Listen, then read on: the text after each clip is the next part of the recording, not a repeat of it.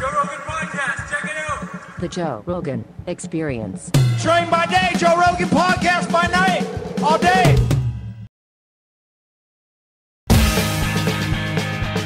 What's happening, brother? How are you? I'm doing very well. It's always interesting to meet someone in person when you've heard them on a podcast. I've heard you, I don't know, 100 times on the MeatEater podcast. So to see you in person, and then to start listening to your podcast, which is Bear Grease, which is a hilarious name for a podcast. And if people don't know, bear grease, rendered bear fat, is actually a very valuable thing, and it's great to cook with, and it's like I'll never forget when I found out about bear hunting, about bears being good to eat, was actually from Steve Rinella. Right. When he was explaining to me about blueberry bears. Yeah. And then I watched that video that he put out of him hunting this bear in Alaska that had been eating nothing but blueberries. Right. And so when he's breaking down the bear and taking the fat off, the fat is actually purple. Yeah. Because this bear has been eating so many blueberries that it's in its flesh. Yeah. And he said it is the most delicious meat you'll ever eat. Yeah.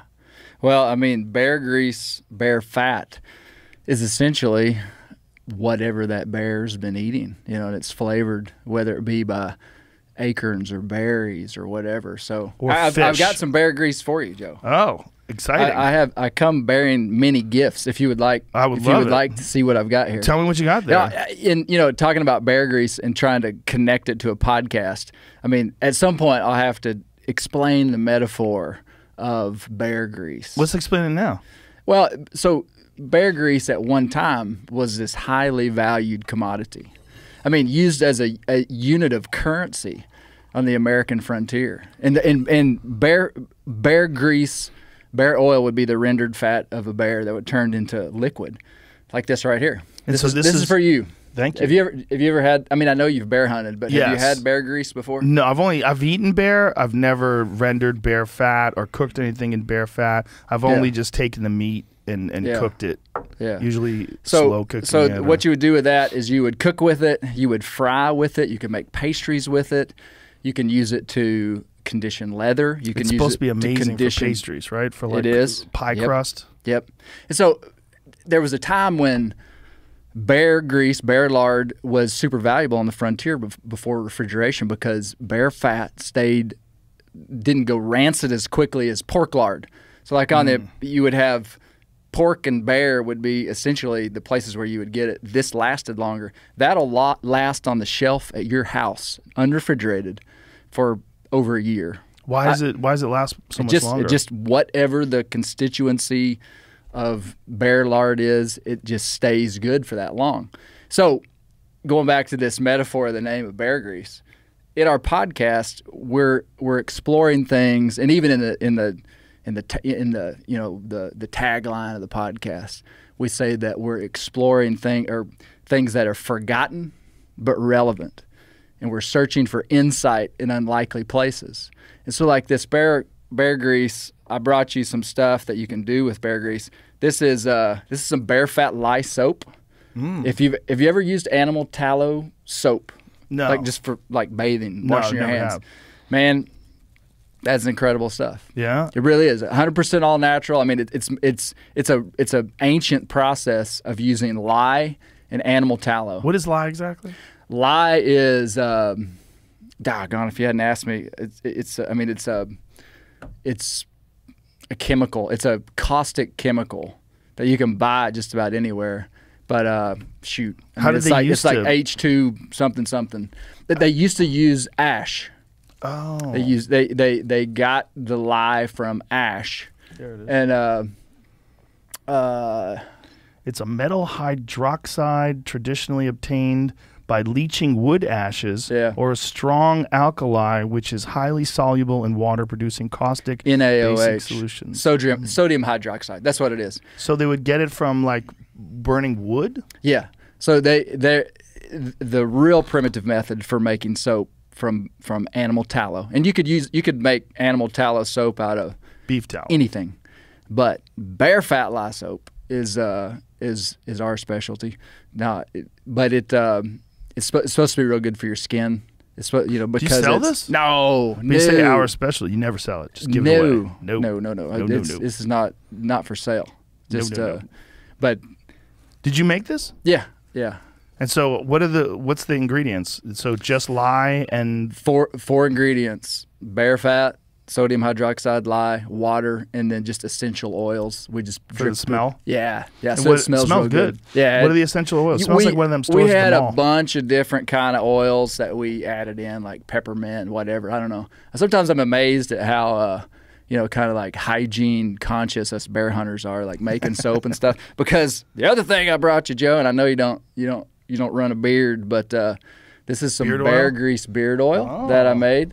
And so that is a combination of three things. So it's cheating just a little bit, but it's 1 part bear oil, 1 part almond oil, 1 part jojoba oil, and then essential oils. And I mean, you can drip it out, put it on your hands, and ooh, that smells good. Yeah, it's interesting. All right. And then the last one here, and then I'll start talking about my metaphor again if you want, but. This is a bear grease hand salve. And so bear oil has all kind of folklore around it. And I'm in the process of like an anecdotal research, very serious project of exploring all these folk tales of bear grease and bear oil. And so it's healing properties? Yeah. They say, I mean, back in the day, bear oil would have been used to relieve arthritis pain. They say, and you can find this all over the internet, that bear oil cures baldness, which obviously is like a big piece of folklore. Right. But it's still just fun. But going back to the idea that bear grease has all these uses is that this is a thing that at one time was a currency. And if you polled the United States, 330 million Americans, and you said, what is bear grease? I mean, like, what percentage of people would even know what it was? Probably like 1% of 1%. Yeah. And so it's been forgotten. And so there was a time when, so there's an archaic unit of measure of a bear oil. They used to take the tanned neck hide of a deer, which would have been a part of the buckskin that wasn't usable, the neck hide, and they would have sewed it together, and they would have used it to have stored bear oil, and they called it an eel. And so they would make a container out of it, like a wine flask almost. An eel of bear oil. Huh. And it's just a wonder. Spell it like eel? Like well, it's been probably 10 years since I've actually seen it written. I think it's E-L-L-E, like an eel of bear oil. Would have been a unit of measurement. So like you could have gone to the store and you're like, well, I got 2 eels of bear oil. I'd like some flour. I'd like some whatever. Wow. And, it's a wonder that we don't call the U.S. dollar, an eel. Do you see what I'm saying? Because the buck is essentially connected to the value of a white-tailed deer skin that was tanned out and ready for tanning.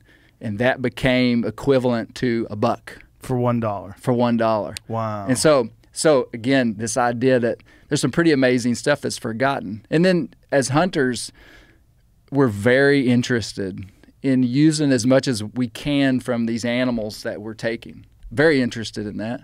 And so a bear offers a whole nother market of commodity that really no other big game offers.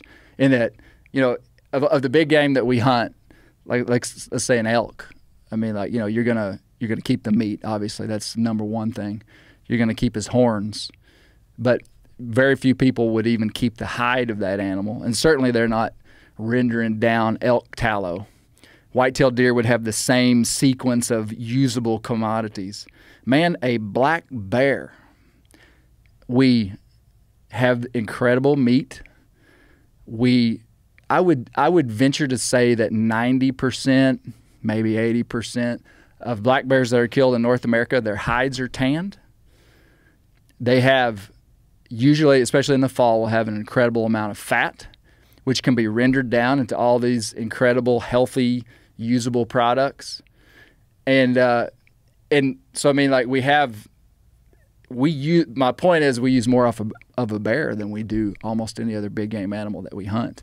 I'm getting off track here. No, though. you're not. No, my friend John and friends John and Jen, they run a bear hunting. Yeah, in camp, Alberta. Yeah, I know them. And they take the bear fat and they give it to the First Nation elders, and they use it for some sort of medicinal properties. They have some way of utilizing it themselves. Yeah. And they found that pretty fascinating. They personally use bear fat for cooking and things like that, and they cook a lot of bear, and they're interested in a lot of bear recipes, but they say that they make trades with the elders, and they deliver them bear fat. They're really into bear fat. Yeah. But they don't kill bear themselves. Right. Which is interesting. They have the natives. Yeah, the natives. Well, you know, they call them First Nations up there, I guess. They have a different perspective on bears. Like, it's weird up there because they have different laws for First Nation folks. So if you're on public land or what do they call it, crown land? Crown up land there, in Canada. when you're up there, you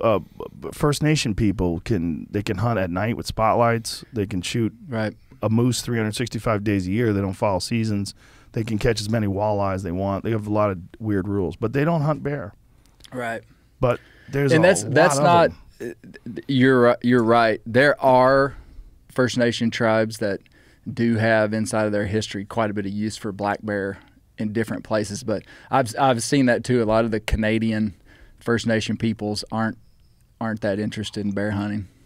Yeah, I wonder why. Historically, I mean, bears and First Nation people, especially in the South and everywhere in Alaska. I was just reading a book on the Koyukon people up in Alaska, which is an indigenous tribe in Alaska. And I mean, they have an incredible amount of bear hunting history and bear hunting methods. And like, they have what they call taboos. I've got a list on my phone of like 14 of their rules for bear hunting, which are like super interesting. Let me hear them. All like very specific. Yeah. It might take me just a minute, Joe. That's okay. We should probably tell people, because it's all this stuff sounds odd, because when you're talking about hunting in North America, to most people that don't hunt, they think of deer hunting. That's common. Yeah. But during the days where people were traveling across the country, settling, and the pioneers, they mostly ate bear, and they were using deer for the skins, which is kind of crazy when you think about it today. Yeah. Like, that bear was like, Steve Rinella has that great animated thing. Have you ever seen it online where someone's animated this piece about the story about Boone? Yeah, Daniel Boone and all of his bear hunting and canning bears and smoking bears, and that the bear meat was highly prized. Yeah, it was. I mean, and there's no reason why that really should have changed, other than it just kind of went out of popularity. Fucking Disney did it. That's what happened. Yeah. People started looking at animals in this really weird anthropomorphic way. Yeah.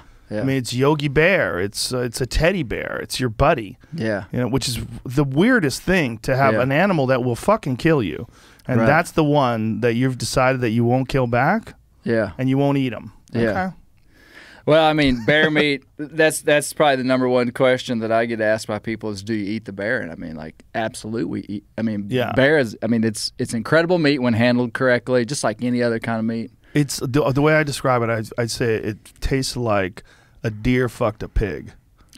That's it's like red pork. Yeah. It's red like pork. This really interesting meat. Yeah. But it's very good. It's very good. Yeah. I mean, it really is. You don't have to convince yourself. Yeah.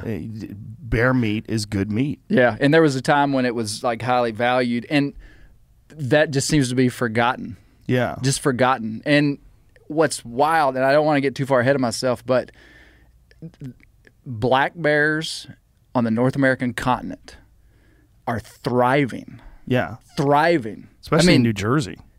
Anywhere. Yeah. You Florida, Arkansas, Oklahoma, out west, Michigan, Wisconsin, like whatever's happening ecologically right now in North America. And I mean, you could make a list that would just be bizarre about urban sprawl and fragmentation of wilderness and all this stuff. Whatever is happening, increase in temperature across the place, like, bears are thriving. And so why that makes sense that right now that people would begin to be reinterested in hunting bears is that we've got more people on this continent than we've ever had, obviously.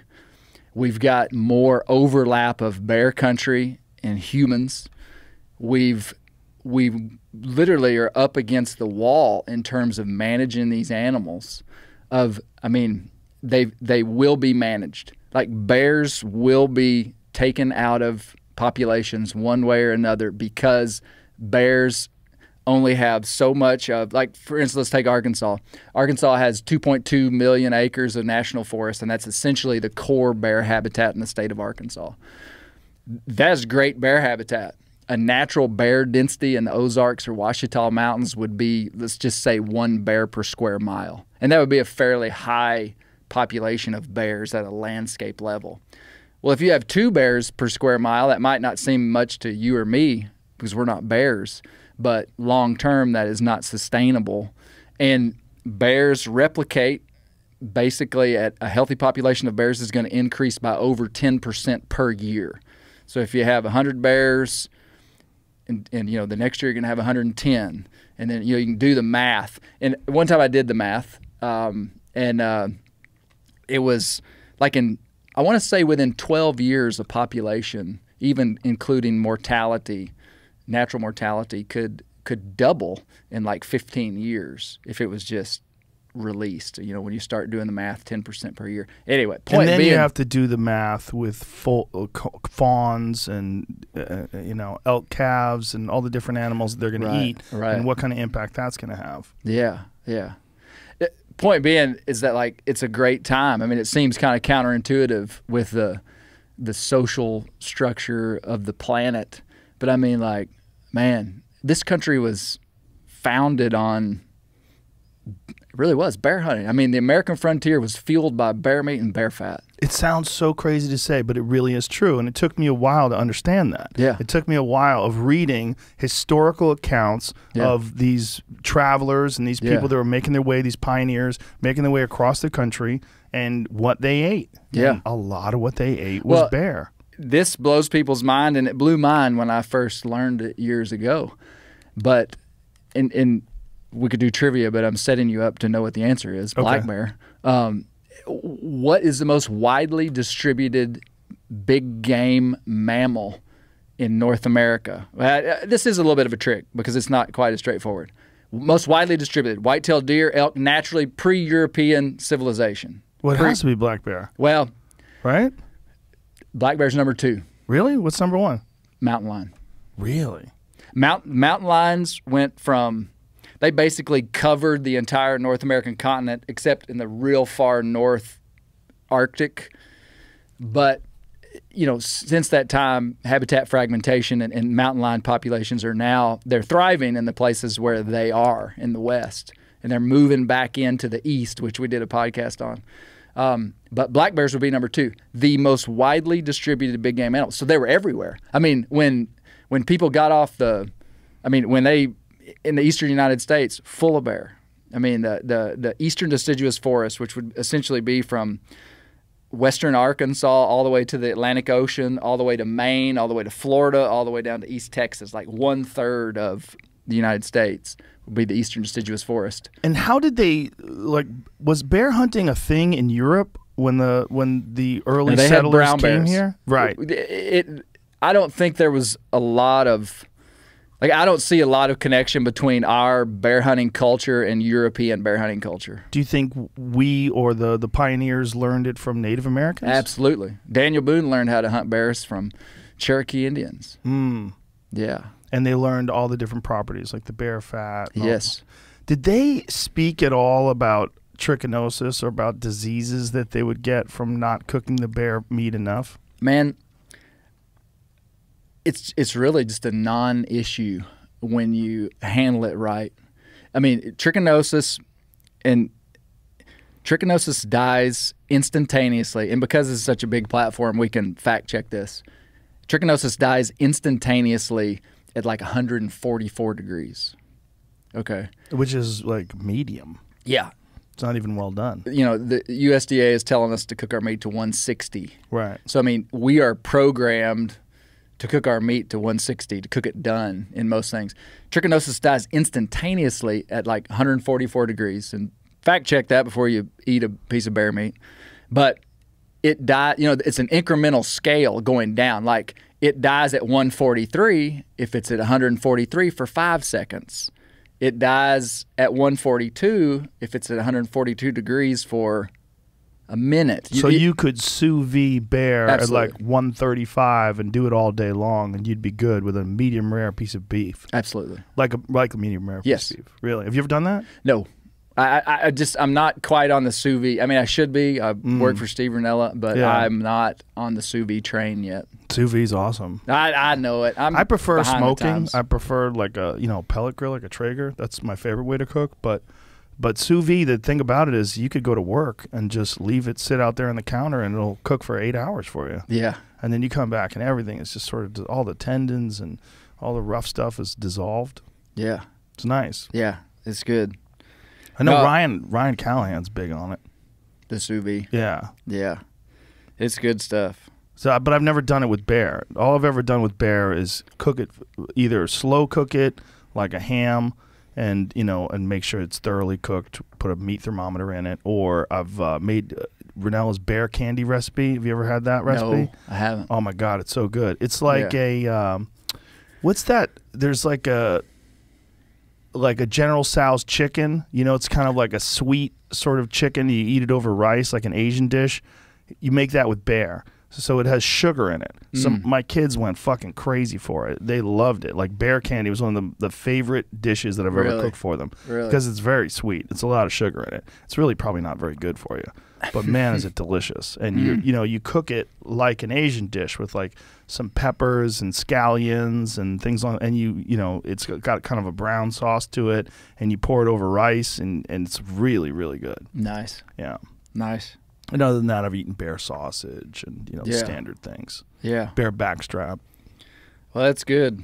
So these are, read us off these rules again. Okay, so these are not quotes from this book. These are Okay. my interpretations that I wrote on the inside cover of the book. Okay. Okay. And you took a But photo this of it? this book was called Make Prayers to Ravens. That's the name of the book. Make When Prayers. was this book written? In the 1970s, it was basically an anthropologist that went and lived with the Koyukon people in Alaska for an extended period of time. And Nelson was his last name. I can't remember his first. Richard K. Nelson, I think.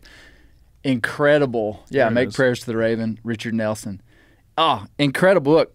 Okay, so when I got to the section on black bear, they had a full chapter on black bear.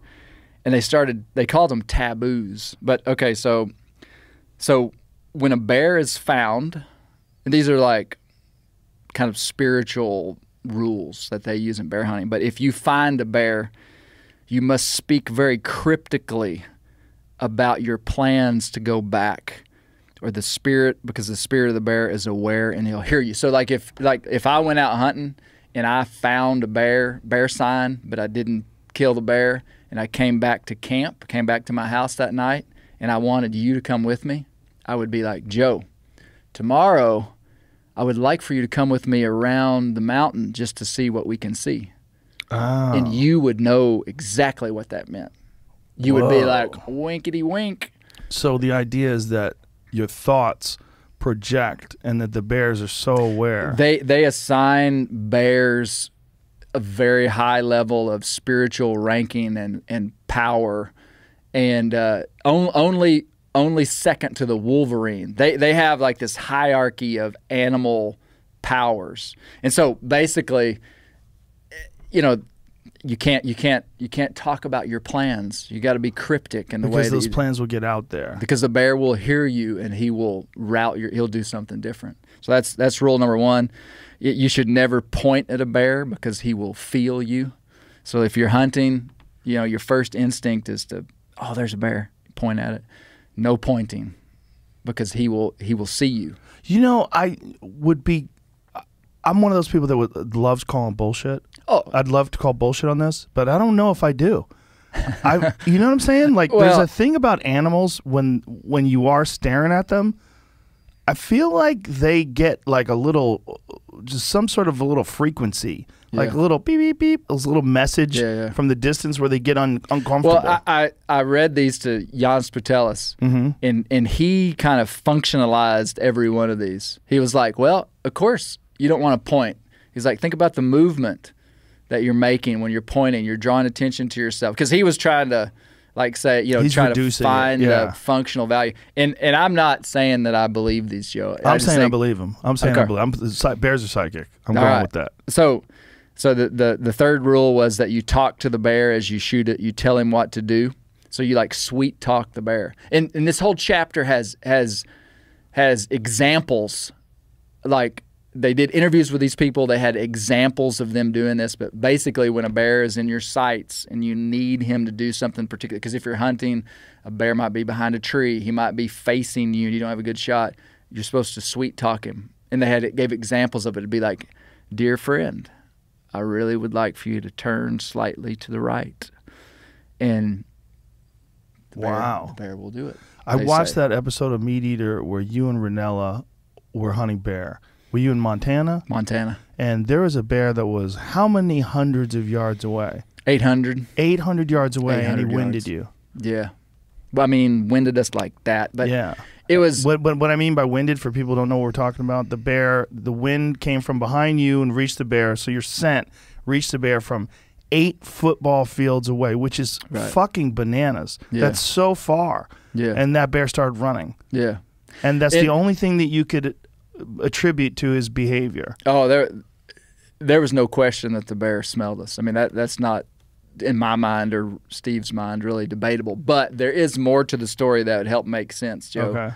Because we were basically at the foot of a mountain, and to our right was basically a very steep, straight-up mountain. So we're sitting here. The wind is hitting us directly in the back of the neck, and it's basically creating a wind channel that directed our scent right to that bear. Where if it had been open country, I feel like by the time our scent got there, it would have dissipated. So it was, and there were 6 of us. You just see me and Steve on the screen, but behind us was cameraman and all that jazz. At least 4 other people. It may have been 7 of us. A lot of smelly motherfuckers. It's true. The other thing is, the way it's been described to me is that kind of makes sense, is skunks. We can smell a skunk a mile away, and it's weird. Like, a skunk smells weird. Like, you're driving down the road in your car, and you're like, I smell skunk. Like, somehow or another out there, that minuscule amount of skunk scent can get into your car and hit your nose. Someone explained to me, now imagine that times 100. And that's how a bear can smell things. Right. And I'm like, what? It boils down to, when you look at the physical structure, I mean, we have these olfactory receptors in our nose that help us smell, like just little receptors.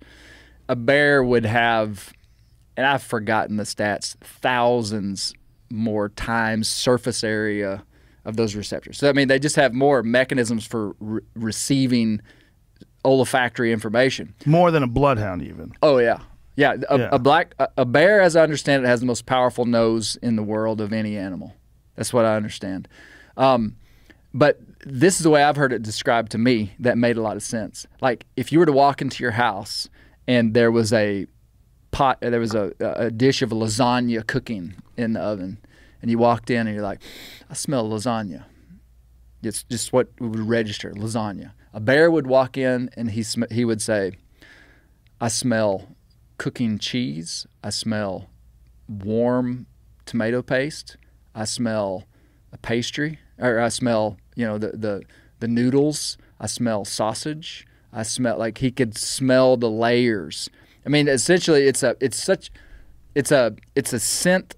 That's one of our weakest things as humans, is our scent. We don't use it in a defensive way at all, really.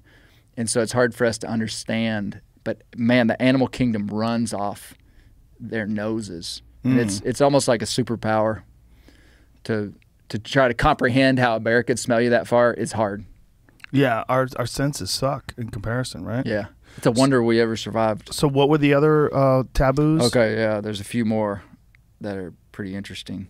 Always wear new boots when you're spring bear hunting. So don't wear a pair of boots that you've worn before. Always skin a bear where it is killed. Never haul or drag a bear. Why would you not wear old boots? Because of the scent? Man, when you read this book, you would get a sense for the worldview of these people and the way that they think. And if that would, your question would be answered if you read the rest of the book. I mean, they just, like, stuff happens and it becomes law, you know. And why don't you drag a bear? Who knows? A lot of these were just stated. Right. It was just like, this is what you do. I think it has to do with respect, though. This one was interesting. When you kill a bear, you slit his eyes before you skin him so that he does not see you and him become offended after his death. Wow. So you walk up to the bear, the first thing you do, you slit his eyes. Because they perceive these as, like, spiritual animals that have power. They very rarely keep the skins of bears. They don't want a bear skin in their house because they think it holds, like, authority or power. So the bear hide is not used as, which you'd think in the Arctic that this would be like an essential for their clothing and whatnot, but they're killing caribou and other things.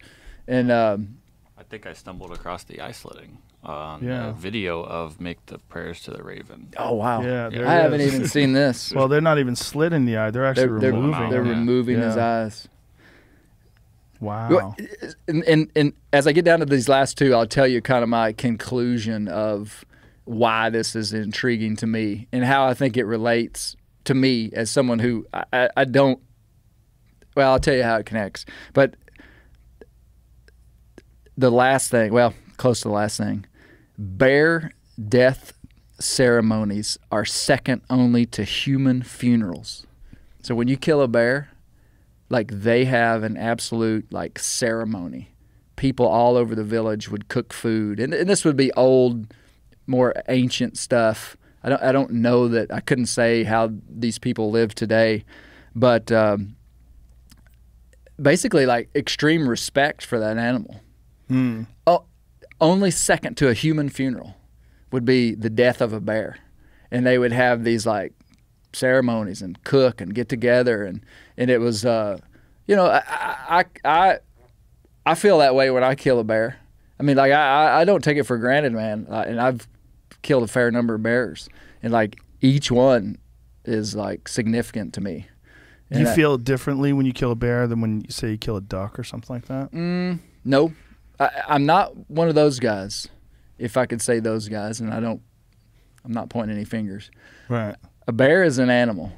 I mean, I do not attribute him. I don't want to anthropomorphize him too much. Right. But they are special animals. And they are an incredible animal, especially when you understand where they fit inside of the ecosystem. They're an indicator species. Like, basically, wherever you have bears, you can be guaranteed that a whole bunch of stuff underneath that bear is in order in terms of the ecology of the land. There's probably salamanders there. There's, you know, the squirrels are probably in good shape. I mean, yeah, they're an indicator species. And so, to me, they represent something really special. So all animals that you kill have a deep significance to you. And bears are just another one of those animals. They are.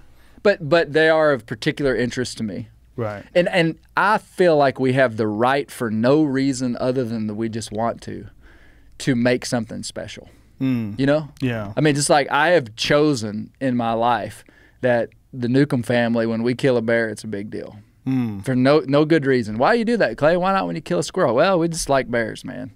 They are special. Yeah. Just by their abilities, just by how difficult they are to come upon. I mean, there's a reason why they bait bears in a lot of parts of the country. It's because it's hard to get on one. Yeah, they're very aware, and their senses are highly tuned. Yeah. So it's a significant thing to kill a bear. Yeah, it is.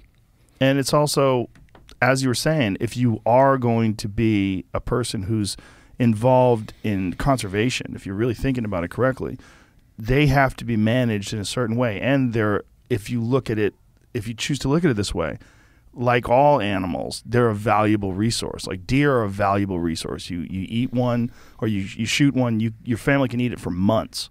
That's a lot of food. And the same with a bear. And if you shoot a bear, you're also stopping that bear from killing a whole lot of fawns, a whole lot of elk calves, a whole lot of livestock. There's a lot of things. I mean, that thing has to eat a lot. Yes, it does. And a good part of its diet is animals. Yeah.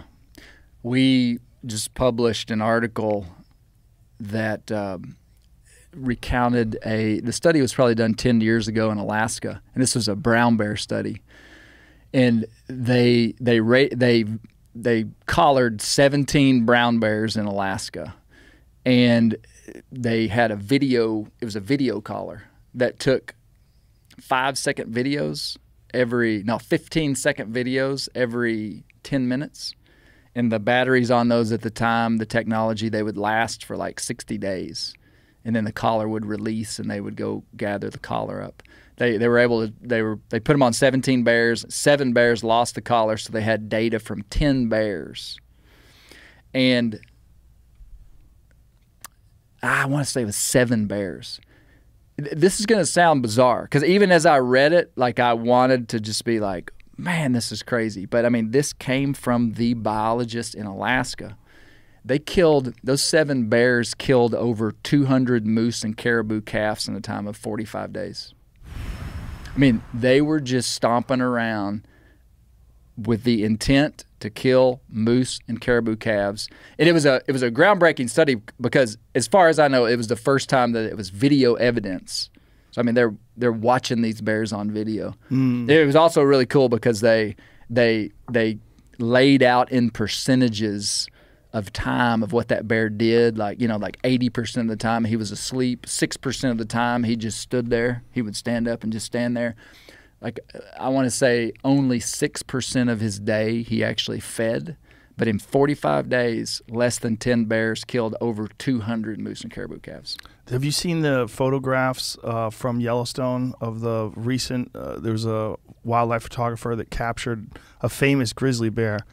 I want to say it had a number like 399 or something like that, and they caught this bear in the act of killing an elk calf and feeding it to the cubs. It's pretty wild. It's pretty wild because you see the elk calf still has spots. It's real young, and the bear catches up to it, and it's like a big dust up, and even the cubs are duking it out over who gets to eat. It's pretty wild. Wow. It's pretty wild because they caught it with a really good wildlife photographer. There's a whole series of photos. See if you can find it. It's very recent. That's a lot though. And that the impact on the species, but it's also for the health of the species. You need a certain amount of them. So you were saying it's a great indicator species, right? Yeah, and if a bear needs, there it is. Oh wow! What number bear is that? The bear has a number. Yeah, it's 399. Famous grizzly 399 kills elk calf on camera. But it's wild, man. Look at that 7-foot sow, and look at her chasing down that poor little guy. No chance. Incredible beasts, man. Yeah, and then the babies were behind her, and they were like, "What's going on, Mom? What's happening?" And they got the whole deal of it chasing it down, then eventually getting it, and then pretty wild, man. Yeah, it is. We just did a video on bear defense with through MeatEater. We put out a video on bear defense of whether you should use a pistol or bear spray. What was the conclusion? Both. I mean, just to cut to the chase. Yeah. We interviewed a guy named Todd Orr. Have you heard of Todd Orr? He's the guy that got his head cut open in Montana? Yeah. Yeah. Yeah. He had the viral video of him like walking out.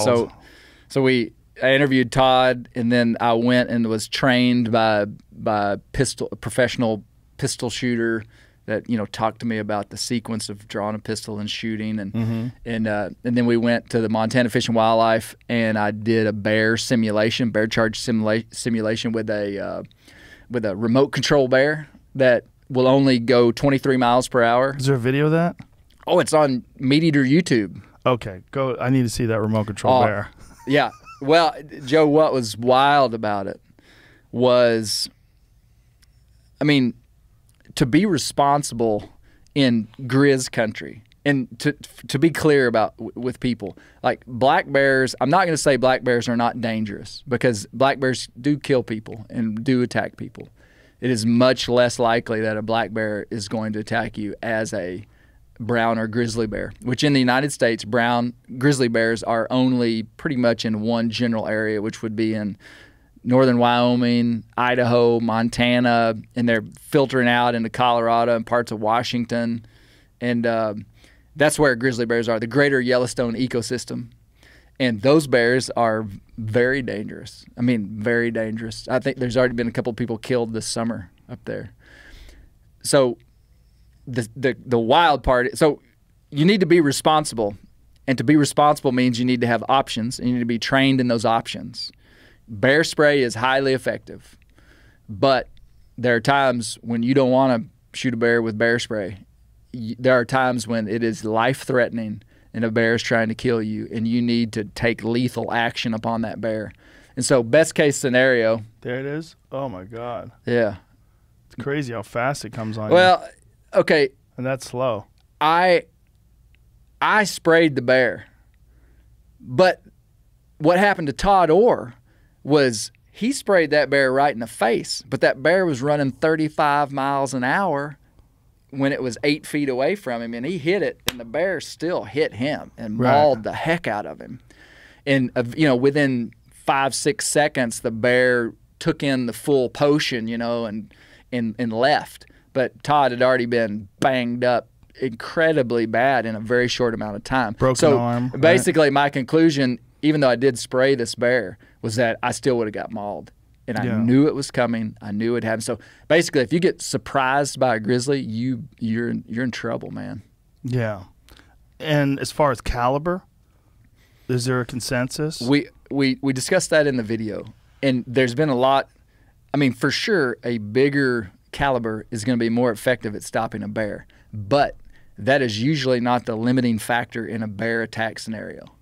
Because that bigger caliber gun, you may only be able to get one shot off accurately, where with a smaller caliber gun, like say a 9mm, you might be able to get off 4 accurate shots.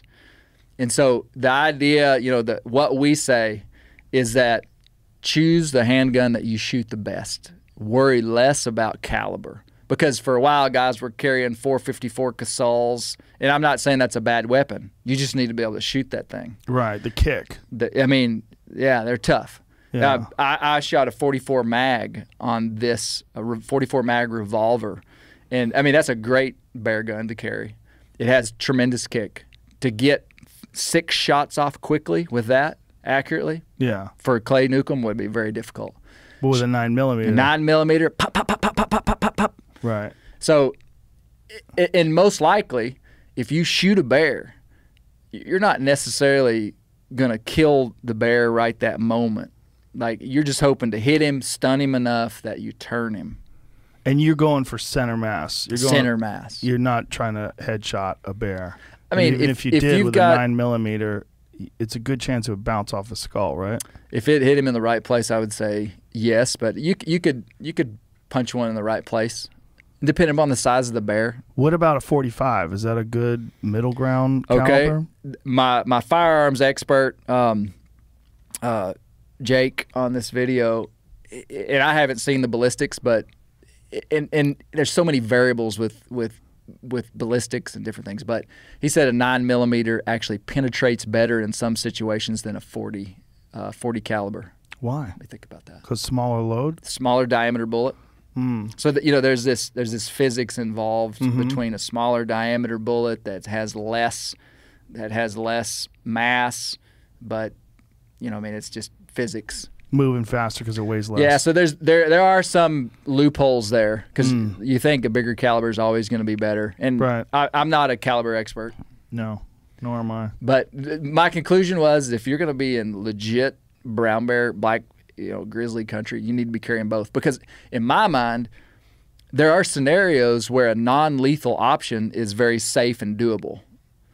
Like for instance, and for people who wouldn't know as well, grizzly bears in the lower 48 are very protected. And if you shoot a grizzly bear, you better have a very good, convincing story, or you're in big trouble. Was this Jamie? Oh, is this the guy in Colorado? Yellowstone. Yellowstone. Says, yeah. This was they used a non-lethal shotgun round, I believe, on this bear. Right? Is this the one where it charges the warden? Correct. Yeah. Yeah. Was it? Is that what he used, before? Clay? I don't know. I've only seen a clip of it, which is this right here. Oh, because his one leg is up. Yeah. I don't know, maybe. He shoots. I don't have the volume on. He shoots it with a non-lethal round. I hadn't even seen that part. Yeah. Shut up. Yeah, it charges him. This is real recent, like 2 weeks ago. Yep. Yeah. Oh my gosh. He hit it there in the butt. Yeah. And look, he's got a pistol on his side, bear spray. Oh, you hear the little kid crying? Yeah. They're right in the car right there. Kid should cry. Fucking 2,000-pound Monster. gigantic monster. That's a Monster. big bear Monster. too. It was. Roll that back again so we can see how big that fucker is. I mean, look at that. Imagine that thing running. It does seem like something's wrong with his left paw. Look, see. Yeah, he's got it up off the ground, and he can still. That's He's probably still extremely fast. Yeah, that's got to be a big male. Seems like yeah. it. That's a big bear. Yeah, he's got a hurt front foot somehow. Yeah. Well, that's the legend of Bigfoot right there. Bears walking on back feet.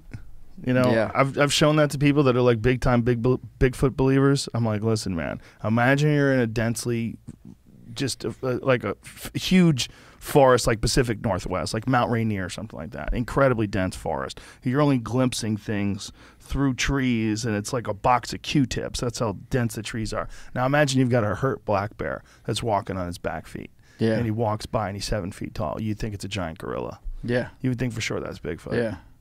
And we've seen documented in recent times bears that are almost bipedal, you know? Yeah, there's a lot of them. There was That one, walk. they'd call them pedals. Pedals. He was missing like a front paw, and he would walk around on everywhere he went on his back feet. Yeah.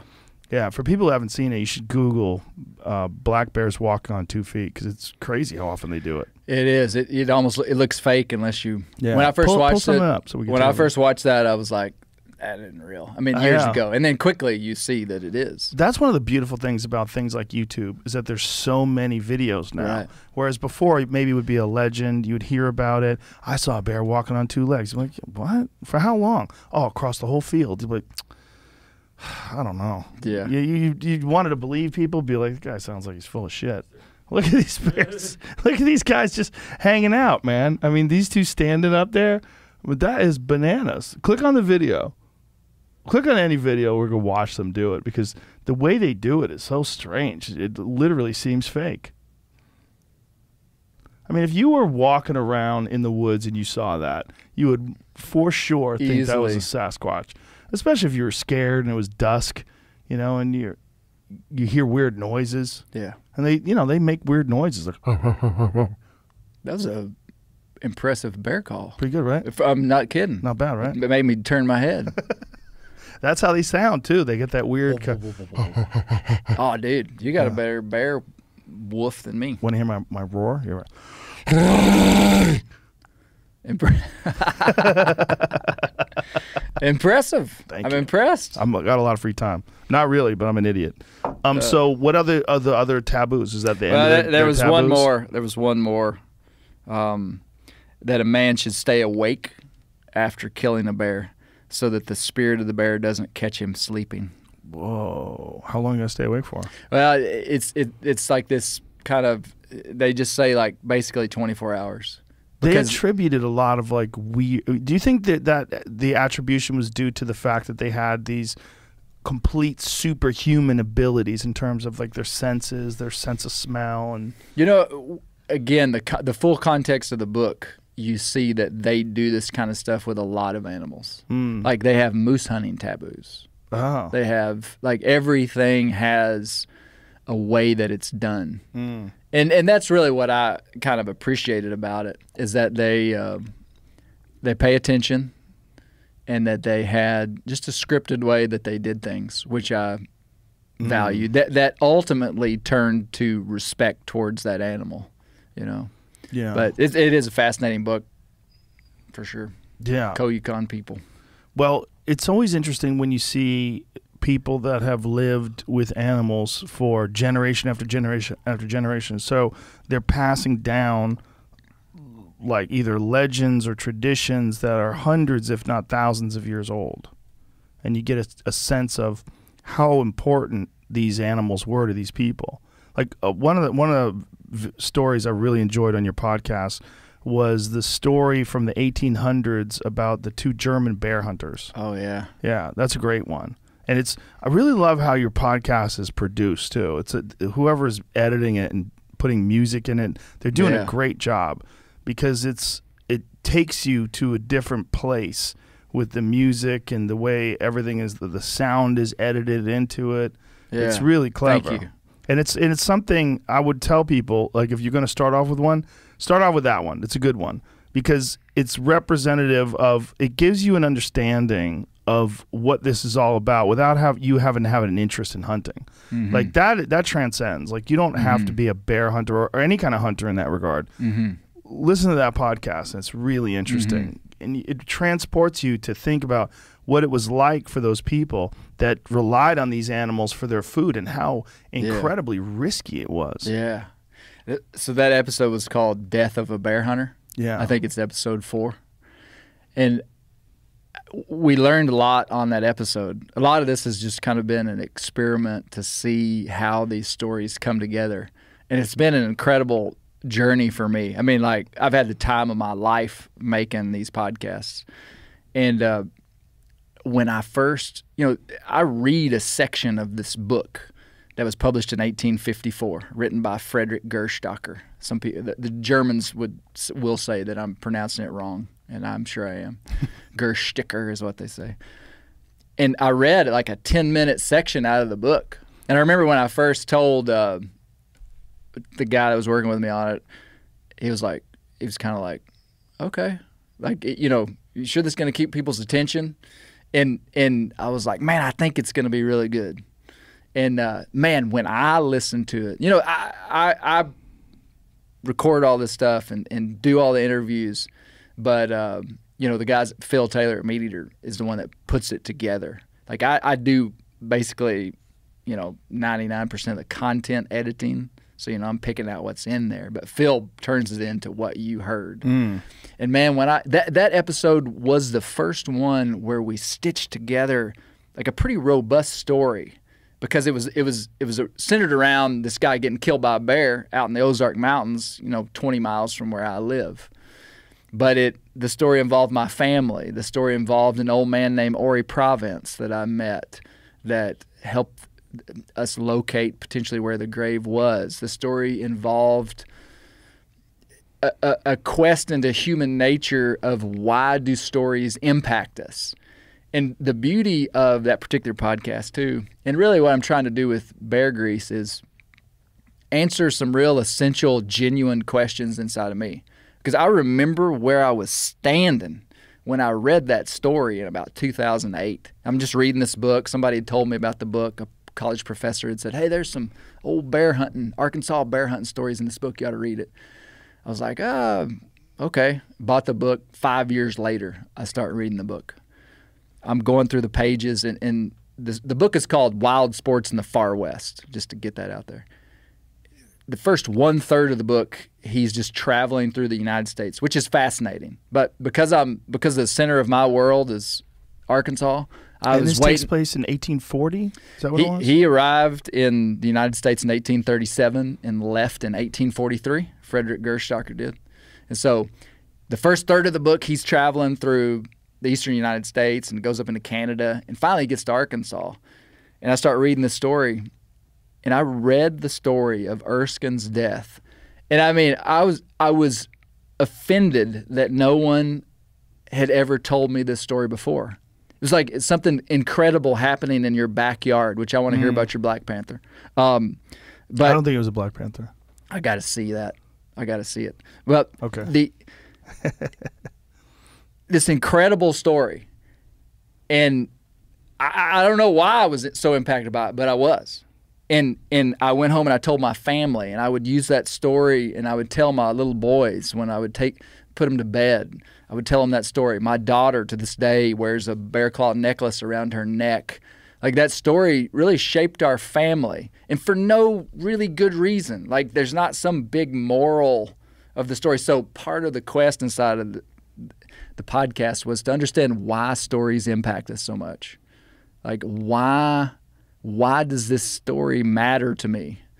And, you know, the conclusion that I came to wasn't that profound, except that human nature, we are drawn to stories. Netflix is stories. The Joe Rogan podcast is stories. Humans are magnetized and drawn to and find significance, find identity. They understand culture. They understand value systems. Like, our way to understand the world is through stories. Well, without giving away too much of that story has so many dots connected. Like, first of all, there's a life or death struggle in that one man is seriously injured, the other man is killed. It's also a camaraderie between animals because they're hunting with their hounds. And what initiates him to literally go hand to hand with a Bowie knife with this bear was that the bear is killing his dogs. So he rushes on the bear and tries to stab it to death and gets mauled and killed. And his friend jumps in and stabs the bear as well and gets his arm ripped out of socket. Yeah. It's wild shit because it's got so many things connected together. And then you've got the dogs that are still remaining alive staying with him. The dead bear is there. Yeah. His dead friend is there. And he's trying to start a fire with one arm. Yeah, yeah. And then he uses up all of his powder, shooting shots off into the sky to try to alert the rest of the hunting party as to where he is in the dark, while wolves are howling around him. Yeah. I mean, it's an amazing story. I'll never forget even the first time I read that story when he's got a fire going and Erskine's corpse is, 10 feet from him. And he had to lay stones on his eyes so that his eyelids would stay shut. And he said, with much effort, I made his arms lay down flat. Wow. I mean, he called it, he made reference to it was the night in the tomb. Because you just described it, but within 10 feet of him was a dead bear, 5 dead dogs, a dead human, and him who was knocked unconscious, shoulder knocked out of place, and he stayed the whole night there. The night in the tomb. Wow. Just imagine the courage it takes to rush up on a bear with a Bowie knife. That was very common during that time. And I'm not taking anything away from this particular instance, but just for reference. And it makes perfect sense why it was common. Because the way to hunt a bear was with a pack of hounds. And they were carrying one-shot muskets. But they didn't have repeating rifles. So what would happen is the dogs would bay the bear, and some percentage of time inside of bear hunting with hounds, the bear does not run up a tree. Most of the time it runs up a tree, and you're able to take the bear out of a tree. Some percentage of time the bear stays on the ground. The larger bears tend to stay on the ground? Yeah, usually. Because they have a harder time climbing trees too. Right? I mean, a really big bear is harder to make climb, but you might have a young bear that won't climb either. So the correlation is, bigger bears typically won't climb, but sometimes younger bears are bad about it too. But so you run up on this scene of bears, dogs baying a bear. You shoot one time, the bear's now been shot, but still might have life in him, and so the situation escalates dramatically. You don't have time to reload. So what you do, you pull your Bowie knife, which is standard issue for a bear hunter during that time period, and you go in and you finish him. How big is the blade on a Bowie knife? 12 inches? At least 12 inches. Yeah. Standard issue, man. Like every bear hunter would have had one. Jesus. Yeah. It's just a wild way to go at it. Yeah. There's a lot of American art that revolves around that idea. We have a painting in our home. I believe it's William Fitzpatrick. It's called The Life of a Hunter. Could you look that up for us? Life of a Hunter. And there are multiple iterations of incredible art from the 1800s of men on the ground with Bowie knives taking bears. Why was the bear thought of as, there's the image. Okay, there's one of them. Now, that's not the one I have on my wall. I don't like that one as much. Go. Keep looking. That is that one. Go left. This image right here. That actual image, the real original painting, is is in Bentonville, Arkansas at the Walton's Crystal Bridges Museum, the original of that. And there's no dogs in this painting, but this scene is just so common during that time. Yeah. Now that's an illustration that was in the book, Wild Sports in the Far West. So this was just an illustration. Man, I did an illustration. I like to draw, and I've got a pencil drawing that hangs in my office framed of the scene that I drew years ago. Of that scene? Yeah. Do you have it online? Yeah. Is it online? Type in Clay Newcomb Erskine's death. I think you'll find it. How do you spell Erskine? E-R. No basketball coach's name. Oh, really? Really? What are the odds? It's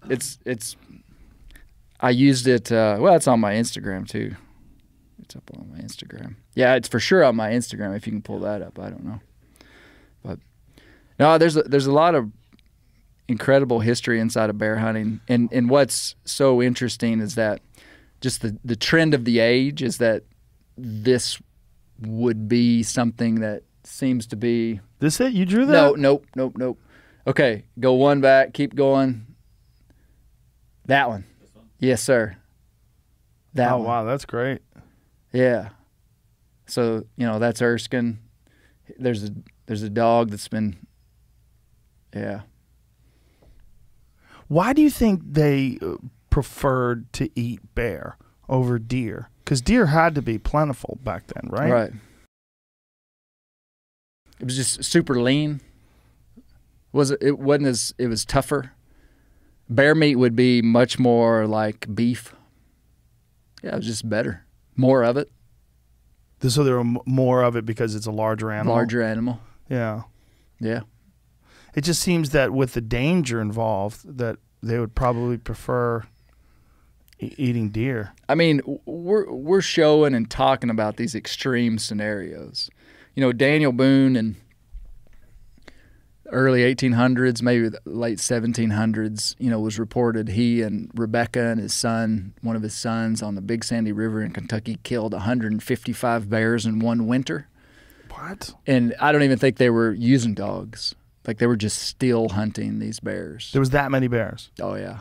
So it wasn't it's not necessary. It's not always, that's actually the trouble with some of hunting's PR, is that if me and you go hunting, we're going to come back and talk about the most exciting thing that happened, the most dangerous thing that happened. Right. And that brands the whole thing, which 98% of the time that doesn't happen, or 99% or 99.99%.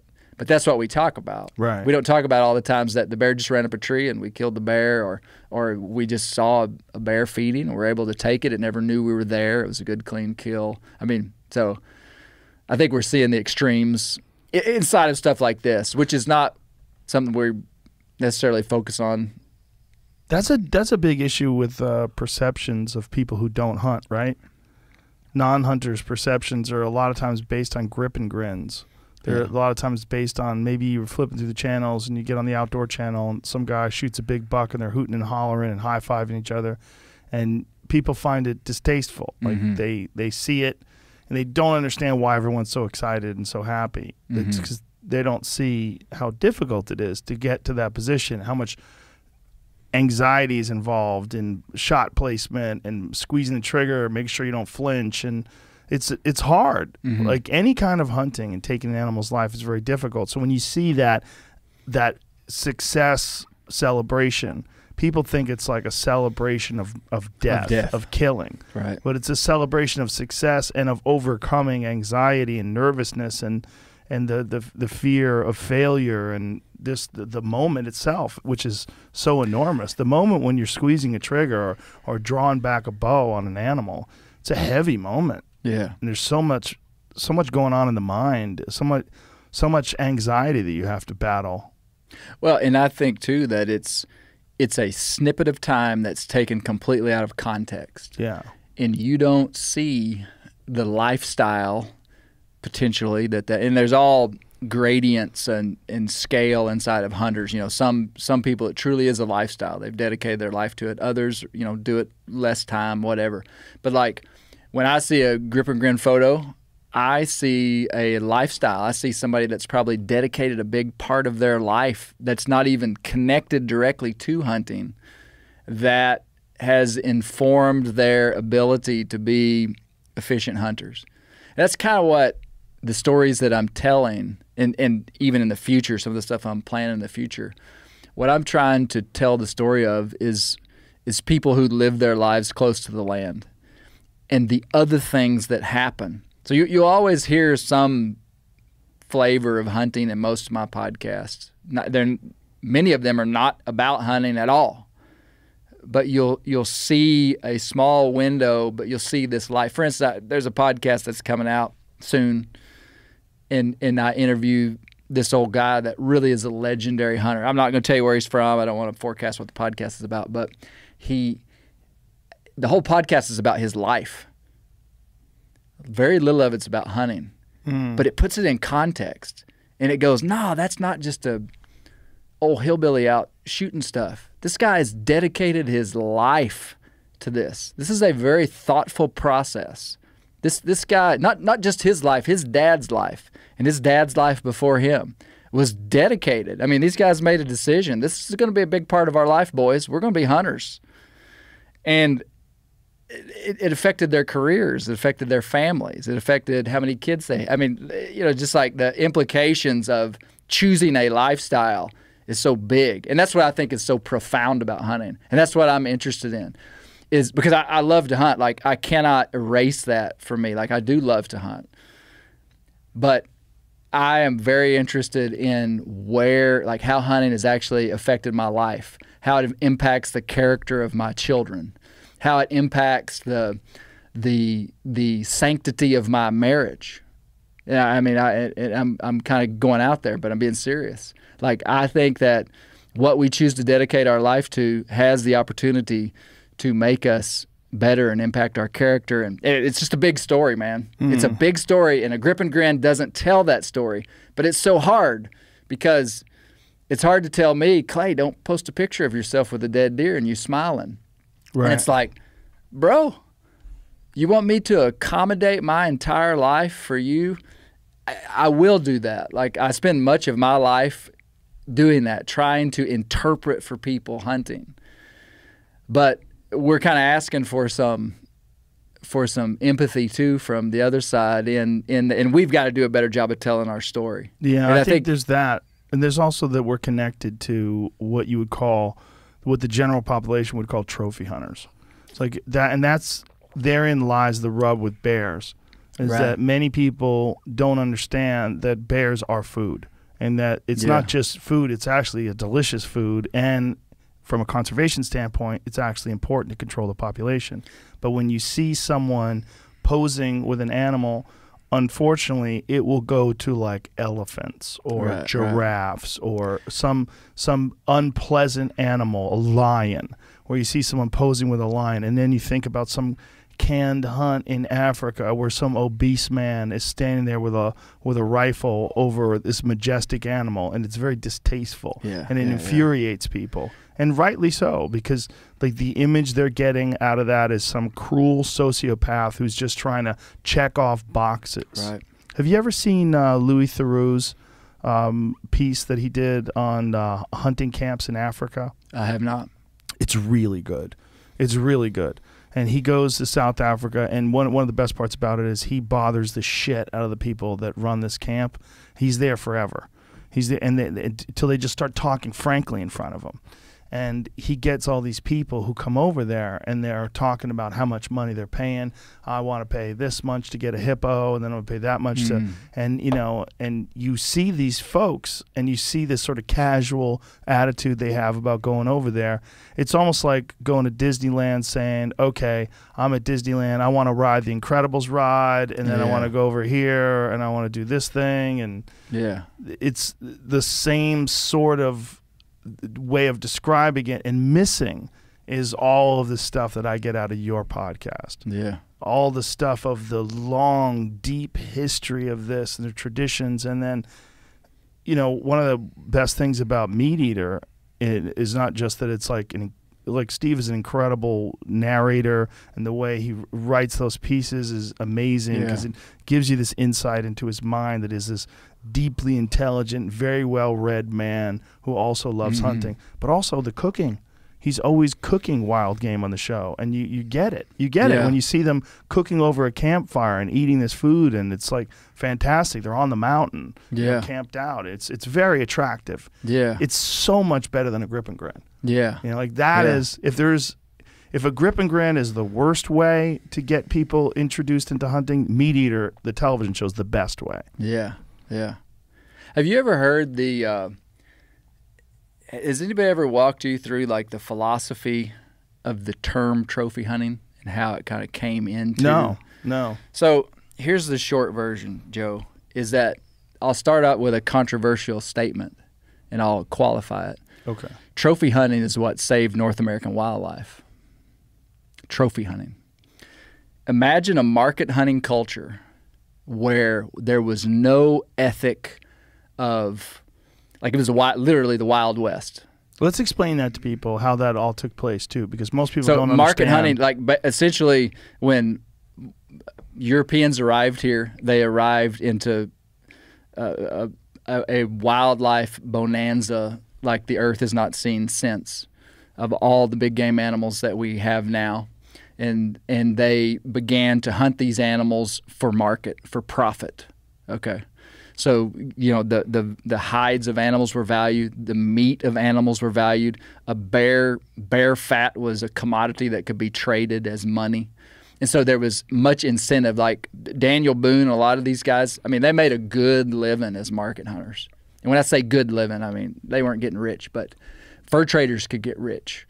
And so market hunting was a career. I'm a market hunter.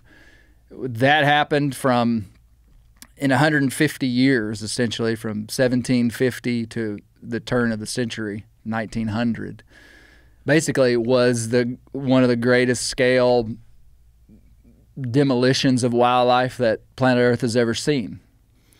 And how long did this go on for? How many years? Well, you know, I mean, Boone was born in 1734, and he died in 1820, and that was kind of so let's just say from the late 1700s till the late 1800s, so roughly 150 years. And during that time, there was also no refrigeration, so if you did shoot an animal, it was really only good for a certain amount of time. That's right. And they had to sell it quickly. Yeah.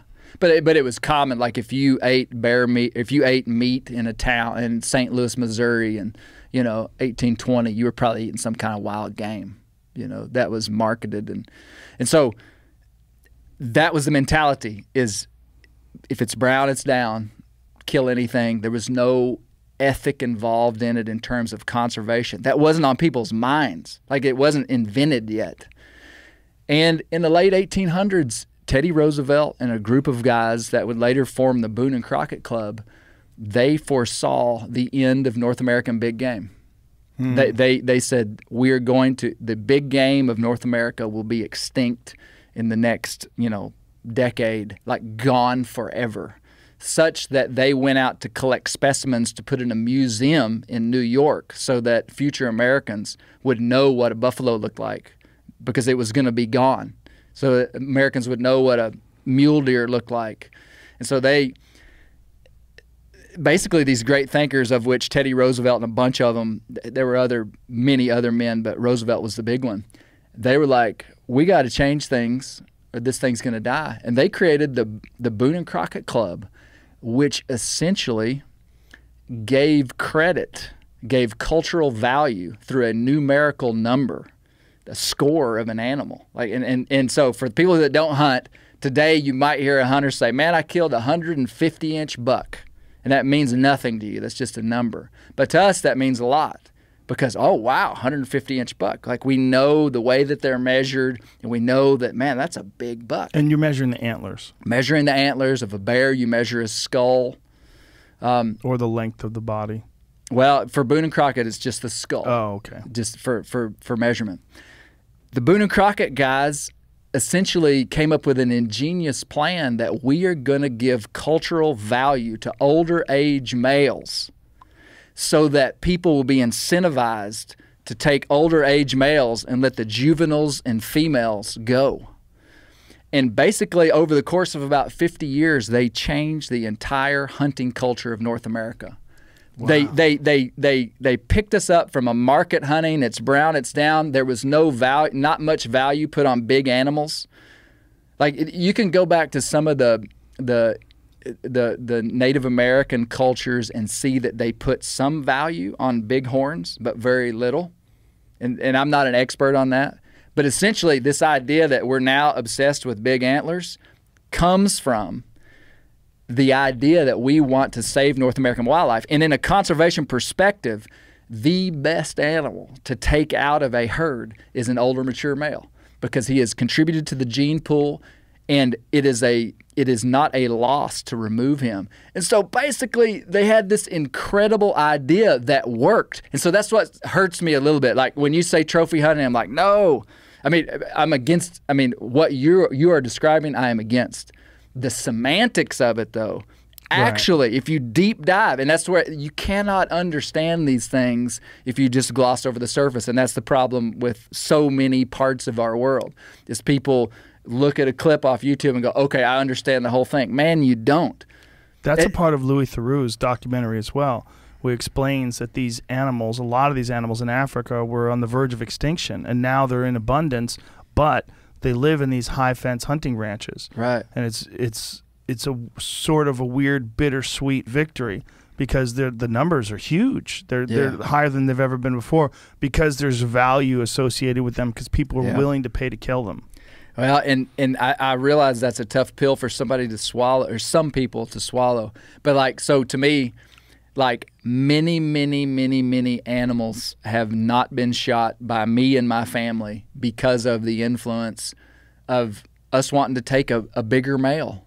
And there's no shame in that. It's honorable. Yes. It's not honorable because, wow, look at the animal you killed. You must be a big stud man because it's not it. We're players in this big game that we understand. You could take any one of my kids and put them in this chair and they could tell you the exact same thing that I just told you. I mean, they understand what we're doing. They understand that, yeah, when we pass up a young buck to shoot an old one, we will celebrate the heck out of those horns. Mm. But we also know that we are celebrating the heck out of that we took an animal out that's the right one to take out, the hardest one to take out. And so to throw in trophy, that word came from that time period, So anyway, to me, that's fascinating. It is fascinating. Trophy hunting is what saved North American wildlife. And now we have this incredible ethic inside of everywhere. Like when you go elk hunting, you want to kill a big one. When I go bear hunting, I want to kill an older age male. And that's a good thing. It's a very good thing. It's hard to understand. It's not understood in a headline. Right. It's a complex issue. And it's an issue if you do go back to the whole market hunting thing and people get an understanding of what was happening in North America in the 19th century, they'll get a better appreciation of what was done. Because with market hunting, having animals on the verge of extinction and then reintroducing them in places like Kentucky where they now have seasons again, or places like Pennsylvania. Like there's a lot of parts of this country where some like elk they're gone still from most of their range, right? Where an animal has cultural value, it will be protected and preserved. Yeah. Where that animal has no cultural value, no incentive for the common man to preserve that animal, he will not be protected. I think it's hard for people to swallow the fact that it takes a lot of money to protect these animals as well. And one of the best ways to get that money is through the taxes that are taken from hunting tags and ammunition and gear. And the Pittman-Robertson Act that has been set up to set aside, is it 10%? It varies, 10 to 11%, something like that. So through that, they've generated literally billions of dollars in conservation. And as far as I know, I don't think there's anything even close in terms of the amount of resources that have been gathered for conservation. No. Hunting has gathered up more money for conservation than anything else. Absolutely. I mean, when you see a big bear, when you see a hunter with a bear, with a deer, I mean, really, what you should see through that lens is see protected habitat. I mean, because essentially, to have healthy populations of animals, we've got to have habitat. And that is the biggest threat to North American wildlife right now. It's just fragmentation of wilderness, urban sprawl, decimation of habitat. I mean, you know, there's the stats are easily accessible of, you know, how much of the planet is becoming concrete every single second. And man, when you lock in these hunting grounds, I think it's awesome that we still, like, wars for the last 10,000 years have been fought over hunting grounds. And today we still kind of do the same thing. I mean, like, not wars, but like we set aside areas that this is a place to hunt. And those areas, public land anyway, are accessible to other people other than hunters. But hunters are the ones that are primarily funding most of the public land. And it's ingenious to the point it's almost hard to believe. Yeah, you know? It's got to be a giant shocker too when you run those numbers by non-hunters or people that are opposed to hunting, and that people who are believers in wildlife conservation, but they don't really understand the amount of resources that are involved in maintaining that stuff, protecting wetlands, protecting, you know, making sure that public lands don't get bought up. That's an issue too, right? Like, yeah. Some states, they're trying to sell off public lands, and people have to act, and it gets heated. Yes. It gets really crazy because yes. It's a slippery slope. We have a really unique situation here too, right? Yeah, I mean, North America has a hunting culture that's different than anywhere in the world. And what's so cool about it too, and Joe, you may know this kind of stuff, but you know, the European model of hunting essentially boiled down to that people with money, wealthy people, elites, kings, aristocrats were the ones that hunted and controlled land and controlled wildlife. Gerstacker, the reason Gerstacker left Germany in 1837 was to come to this wild place and hunt. And those guys got here and they were like, you mean we can just go hunt? I've got a friend that, I tell the story sometimes, I've got a friend that lives in Wales, and she watches our bear hunting stuff sometimes. And she says every time, and she likes it, presumably. She says every time she has seen me shoot a bear, she gasps because she says, he just shot the king's bear. Like, wow. That's the question. Like, it's not, it's just the impulse of her is like, oh my gosh, Clay's going to be in big trouble. So it's like a cultural thing. It's embedded. Yeah, the wildlife is not for the people. Roosevelt, man, that's why this is so ingenious. Roosevelt came over here and said, tell you what, we're going to make wildlife accessible to all the people. We're going to make public land accessible to everyone. And everybody would have been like, wait a minute, you sure this is going to work very good? Like, if we want to have more wildlife, don't we need to protect wildlife? And they were like, no, we need to incentivize the average guy that he has a right and a place and an ability to go out on land and kill game for his family. And then you give incentive to everybody to protect, to value, to conserve, to contribute. And it's worked better than anything on the planet ever. What people don't know, perhaps, is that most in European countries, most of the land where people are hunting is privately owned. And it used to be owned by the royals, which is why, you know, she's thinking, oh my God, he shot the king's bear. Yeah. And that's what Robin Hood was all about. The original Robin Hood, the reason why Robin Hood was an archer, Robin Hood was a hunter, and he was hunting for animals on the royal land and giving the meat to the villagers who were starving to death. And he was taking from the rich and giving to the poor. Later on, it became money. You know, as the... Oh, I didn't know that. So originally it was meat. Yeah. Originally, Robin Hood was about Hollywood hunting. stole another bow hunting story from us. Well, they start... It's like what they've done with hunting is really kind of crazy. What Hollywood has done with Bambi and with movies where there's always these drunken assholes that are out there killing animals. And so, like a horror movie, when they get theirs, it's always great. Like, you ever see the movie Wolverine? Probably. One of the Wolverine movies, I think it's Wolverine, is Hugh Jackman stumbles upon some bear hunters. The new superhero. No, I have not seen that. They're asshole bear hunters, and he has to fuck these guys up because he's mad that they shot a bear. Like he defends the bear. Yeah, it's that thing where the bear hunters, the hunters in films are rarely represented as like noble people with a deep appreciation for wildlife and sustainability, and the fact that this is going to feed and provide nourishment to their family and to friends, and it's never thought about that way. It's thought about like Bambi. You killed Bambi. It's an easy story. It's a one-step story to tell someone that does not know or has any context into the rural world that these hillbillies killing stuff are bad. Right. It's a multi-step story to understand it. Right. You know, I mean, so it's just like, if you want to go from zero to an understanding, you've got to walk through all the things we've just described, and you can't put that on a billboard. Yeah. You can put on a billboard, this is bad, don't kill Bambi. Right. It's so classic clickbait human nature to be like, yeah, that is bad. And I mean, in modern culture, people are looking for, everyone has this agenda of something bandwagon they want to get on.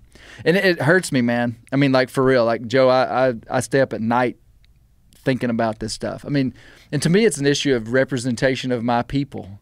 I mean, I take it really personally. I really do. I mean, just like, we are not the bad guys. We are the good guys. Why can't we tell that story? And part of the problem is the people who think of hunters as the bad guys are involved in factory farming in the extent that they buy factory farmed meat. Yeah. So they're involved in this weird imprisonment thing where everything is done in the shadows behind closed doors and through the protection of ag-gag laws. So these agricultural gag laws won't allow people that work in these factory farm situations to take photographs and videos because it would unfavorably hurt the business. So they've made it so that it's illegal to film atrocities where people would be disgusted. They're like, well, this is what it takes to get my bacon? Well, I don't want bacon anymore, man. So they're worried that that would hurt the business, so they've made it illegal. So people have been locked up and gone to jail for taking video of things that most of us would think are crimes against nature. Those people, you know, it's an issue who buy that stuff will hate hunters. Yeah. Which is really kind of crazy. We have the cards stacked against us, too, for two things. Number one, a smaller number of people are hunters. Number two, finances. Like we don't have what we do as hunters is done in private, and it is not a massive financial contribution to society. And I'm not discounting the $100 that we talked about, but just like think about like the agricultural industry, the meat industry, massive amount of money coming into that. I mean, they control the levers on the marketing of that thing. We're just these guys that are doing what humans were designed to do from the beginning of time. And we are easily marketed against because, I mean, we don't have the, I mean, you know, there's not some organization that manages all of hunting's PR and has a bankroll. I mean, the point is that we, by the very nature of what we do, are a smaller group of people that are not a super financially empowered group of people. There's no incentive for some big meat company to make hunters look good. Also, it has the opposite effect that virtue signaling does. You have to defend yourself. So as opposed to like, there's a lot of people that love to talk about how they're vegan. And one of the things about saying that you're vegan, you're letting people know that you're a very moral and ethical person who cares about life, and you don't want anything to be harmed, so you do no harm and you just eat vegetables. And so by saying that, you get a free ride with a lot of people. Like, there's very few people that are going to question, okay, do you understand monocrop agriculture? Do you understand what's involved? If you're going to plant corn, how many gophers you have to kill? Do you have any idea how much pesticide you have to use to kill off the bugs? Do you have any idea what a damaging effect monocrop agriculture, when you see hundreds of acres of soybeans, you know how fucking bad that is? Yeah. It's so bad for the environment. There's no question whatsoever. You've displaced a shitload of wildlife. If you're using combines to gather up that stuff, you're going to grind up a lot of rodents and rabbits and maybe deer fawns. Like, there's a lot. And all the wildlife habitat, like pretty much anywhere in the eastern deciduous forest that is row crop agriculture was at one time a climax forest of some type. Yeah, life eats life. And as weird as that sounds, there's not really a lot of moral high ground to eating vegetables as opposed to eating a large game animal. Shane Mahoney is a very well-known conservationist and author and speaker. He's up in Newfoundland, and I heard him say a statistic one time, and I don't have the actual numbers, but essentially, if everyone in the United States decided that they were going to be vegan, we would have to turn the entire United States and Canada we'd have to clear the land and have it be row crop agriculture and able to fuel a 350 million person vegan operation. I mean, his point in the numbers there, you know, I don't have. It's been so long, but his point was there's a massive imprint on this place, even from something as, you know, that sounds so non-massive about being vegan. Yeah, and what are you going to do with all the cows? What are you going to do with all the chickens? You going to give them birth control? You going to sterilize them? Like, how are you going to keep healthy populations alive? Do you have that worked out? Like, what are you going to decide? Some bulls can breed with cows, and then some can't. Like, are you going to play God? Like, are you going to hunt them if there's too many of them? And if you do, what are you going to do? You're going to feed them to mountain lions? Like, how are you going to?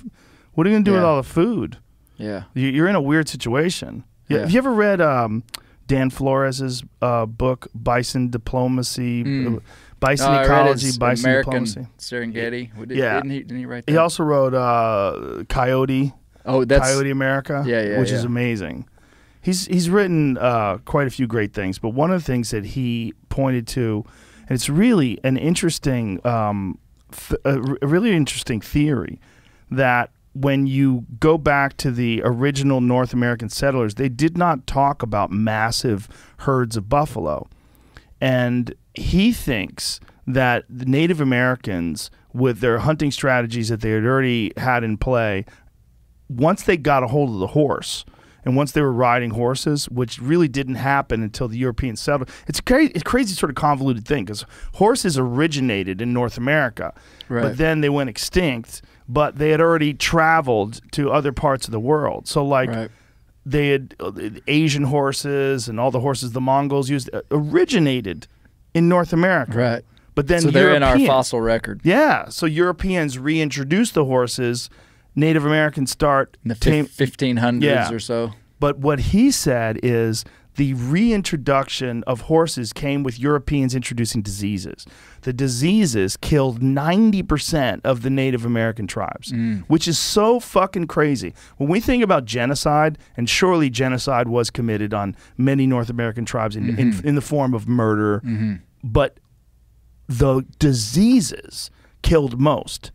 So in killing 90% of these Native American tribes, what it did was completely alleviate all the hunting pressure. So all these buffalo, the populations went crazy. So when you see these millions of buffalo on these fields, that was wholly unnatural. Right. And his position was that was a direct indication that the hunters had died off. So, I mean, it's hard for us to imagine that 90%, a disease that wiped out 90% of all the people here. But that is what happened. And so when a lot of what like Lewis and Clark would have seen in the early exploration of the West was not natural for the last 10,000 years. Right. That's what you're saying. Yeah. Well, that's what Dan Flores is saying. Cabeza de Vaca? Yeah. I just read. Did you read it? What is it? A place so strange? Is that a land so strange?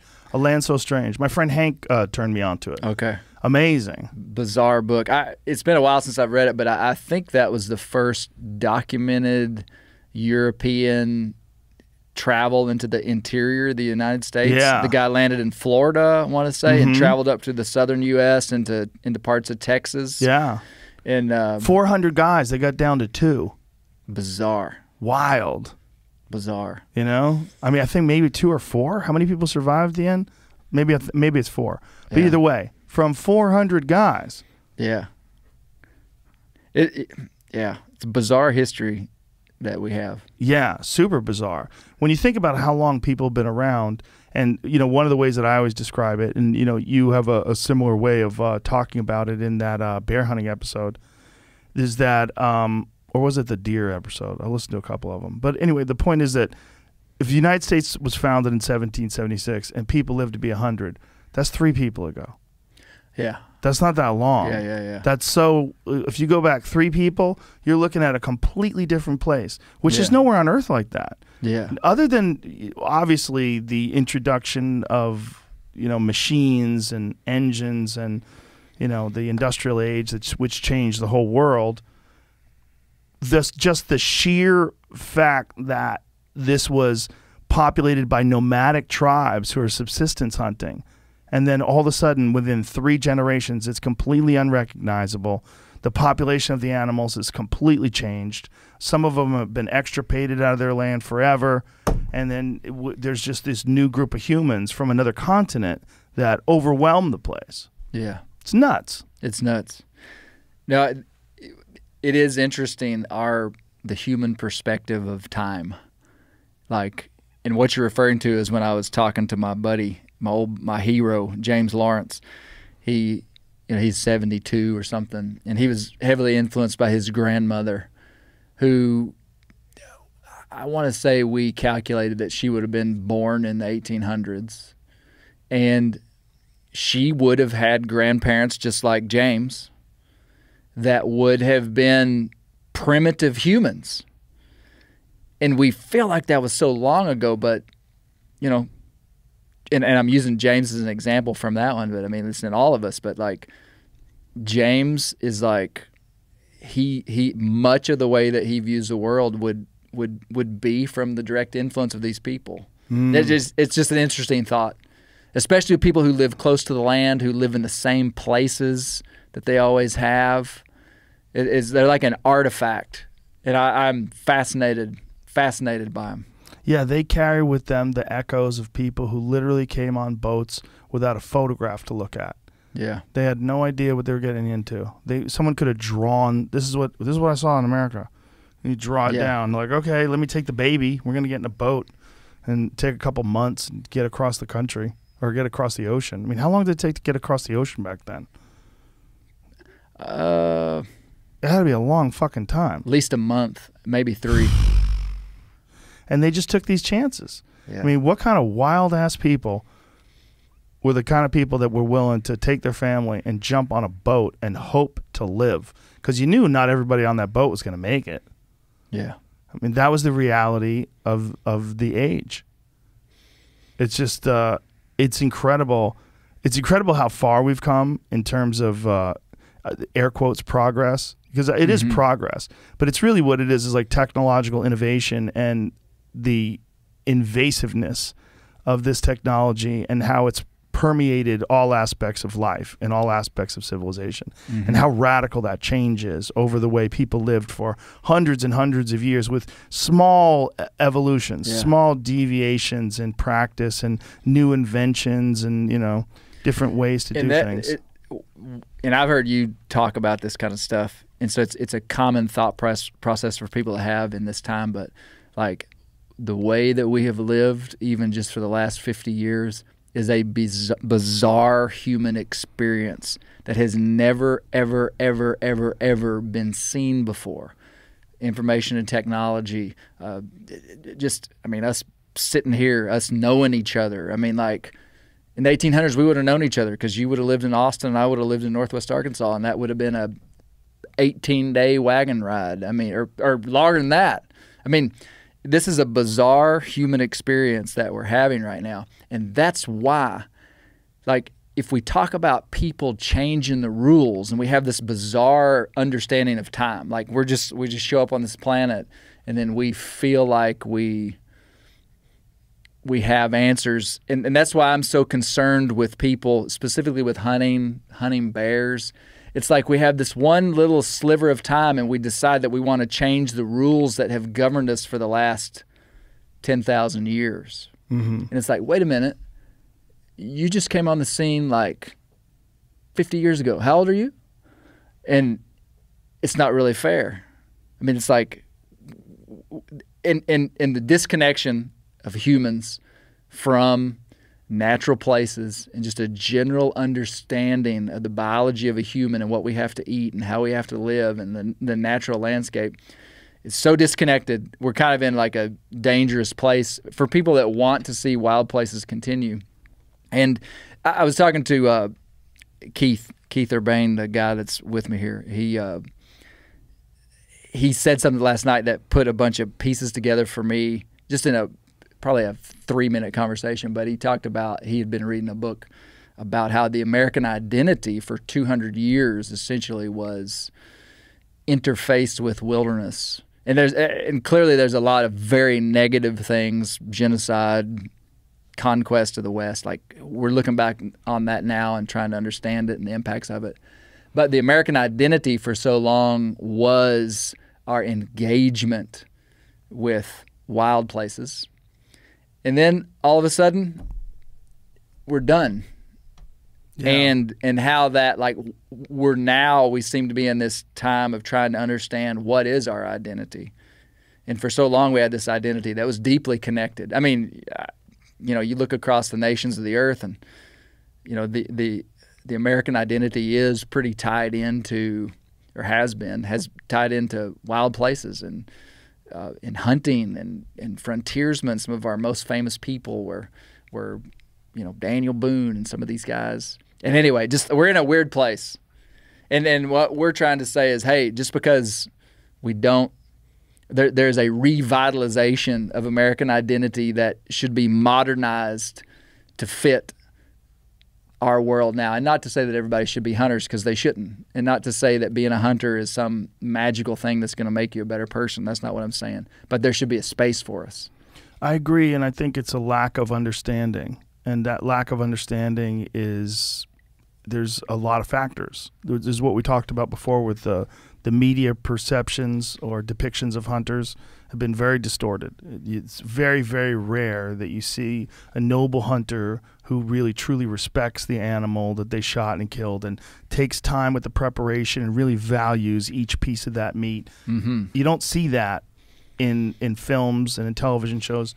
You see the negative, because they're just trying, they have 90 minutes to get a story out there, right? And the stories, they're trying to have good guys and bad guys, and the bad guys wear black, and it's real simple. It's easy to, and hunters are a great, rude person. If you got a guy who's like really in tune with animals, what do? You have a drunk asshole hunter, and you insert him into your story. It's a tired trope, right? Yeah. But there hasn't been a lot of defense of that on the side of hunters defending themselves or depicting themselves in a positive light. Because I think up until now, there really haven't been the resources available. The wildlife shows or the outdoor shows, the hunting shows that are on television are really just preaching to converted. A lot of them have like kill shots over and over and over again, and and people hooting and hollering, and it's for the converted. That's right. And oftentimes, and there's some of them, we don't have to name names, there's some of them are hugely distasteful even to actual hunters. Like, you bring up some people that are professional hunters on television amongst actual conservationists and actual hunters, they get angry. They'll get angry about that person. Like, that motherfucker's setting us back so hard. Yeah. With all the hooting and hollering and all the stupid way of talking about these animals. But with podcasts and with shows like MeatEater, I think things are changing in a lot of people's perceptions. Yeah. Because they get us. I've had conversations. I've had multiple conversations with people where they said, I have never even thought about hunting until I listened to a hunter on your podcast describe what it means to them. And then I started watching some videos. Then I watched MeatEater, or then I read a book, or then I go, oh, okay. It's like one of those things where when you're looking at it from the outside, you have a view of it that is not really accurate. And the only way to really understand what it is I think we have to lay layers upon layers upon layers of these kind of conversations and discussions and stories and put them out there very carefully. So and be honest about the good and the bad, the disturbing, the weird feeling of loss. Like you shoot an animal, there's a feeling, man. When I shoot an animal like an elk and I walk on up to that animal, there's a real feeling of loss. There's a feeling of I'm very appreciative that animal is going to feed me and my family and a lot of my friends for like a year. I'm going to be giving out meat. I'm going to give people sausage. They're going to send me pictures of it. Like, look what I got. Look at what he cooked tonight for dinner. It's exciting. It's all great. But there's a real feeling of loss, and you got to be honest about that. All the aspects of it. Yeah. And then people need to be educated about where their meat is actually coming from. And there's really good regenerative farming options. You can buy, particularly, there's a lot of good places in Texas where you can know your rancher. You can go and see the cows that guy's raising. You see the bison that they're raising. And you can buy meat from these ethical people who humanely curate this meat. And you can have a relationship with them and buy all your food from them. And it's great. It's a great option. But if you're a person who eats meat and you don't know where your meat comes from and you're casting aspersions at hunters, you're doing it wrong. And it might not even be your fault. I'm not even blaming you for your perceptions, because your perceptions, again, a lot of them are shaped by popular culture. And popular culture over the last, whatever it is, 100 years, has not done a good job of accurately portraying what's the best aspects of it. It only concentrates on the worst. Yeah. Steve Ranella, man, I've just got to know Steve like the last year, really. And I mean, before that, I would just been a consumer of his content. And I mean, he really changed the game. He did. I mean, like, he changed the game with a thoughtful, intelligent way. And I mean, I don't know any way to say it. I'm not trying to blow smoke up anywhere. No, you're just telling the truth. It's just the truth. Articulate, well-read, yep, thoughtful approach, and with a deep respect for those animals. Yeah. And there's other people doing it too, but he's got a great way of describing things, and that motherfucker loves to talk. So it's like, when he had done my podcast the first time, he didn't even know what a podcast was. Yeah. And then he got me to go hunting with him. That was back in 2012. So that was 9 years ago. It was the first time I ever hunted. So it's kind of... So really, you hunted with Steve 9 years ago.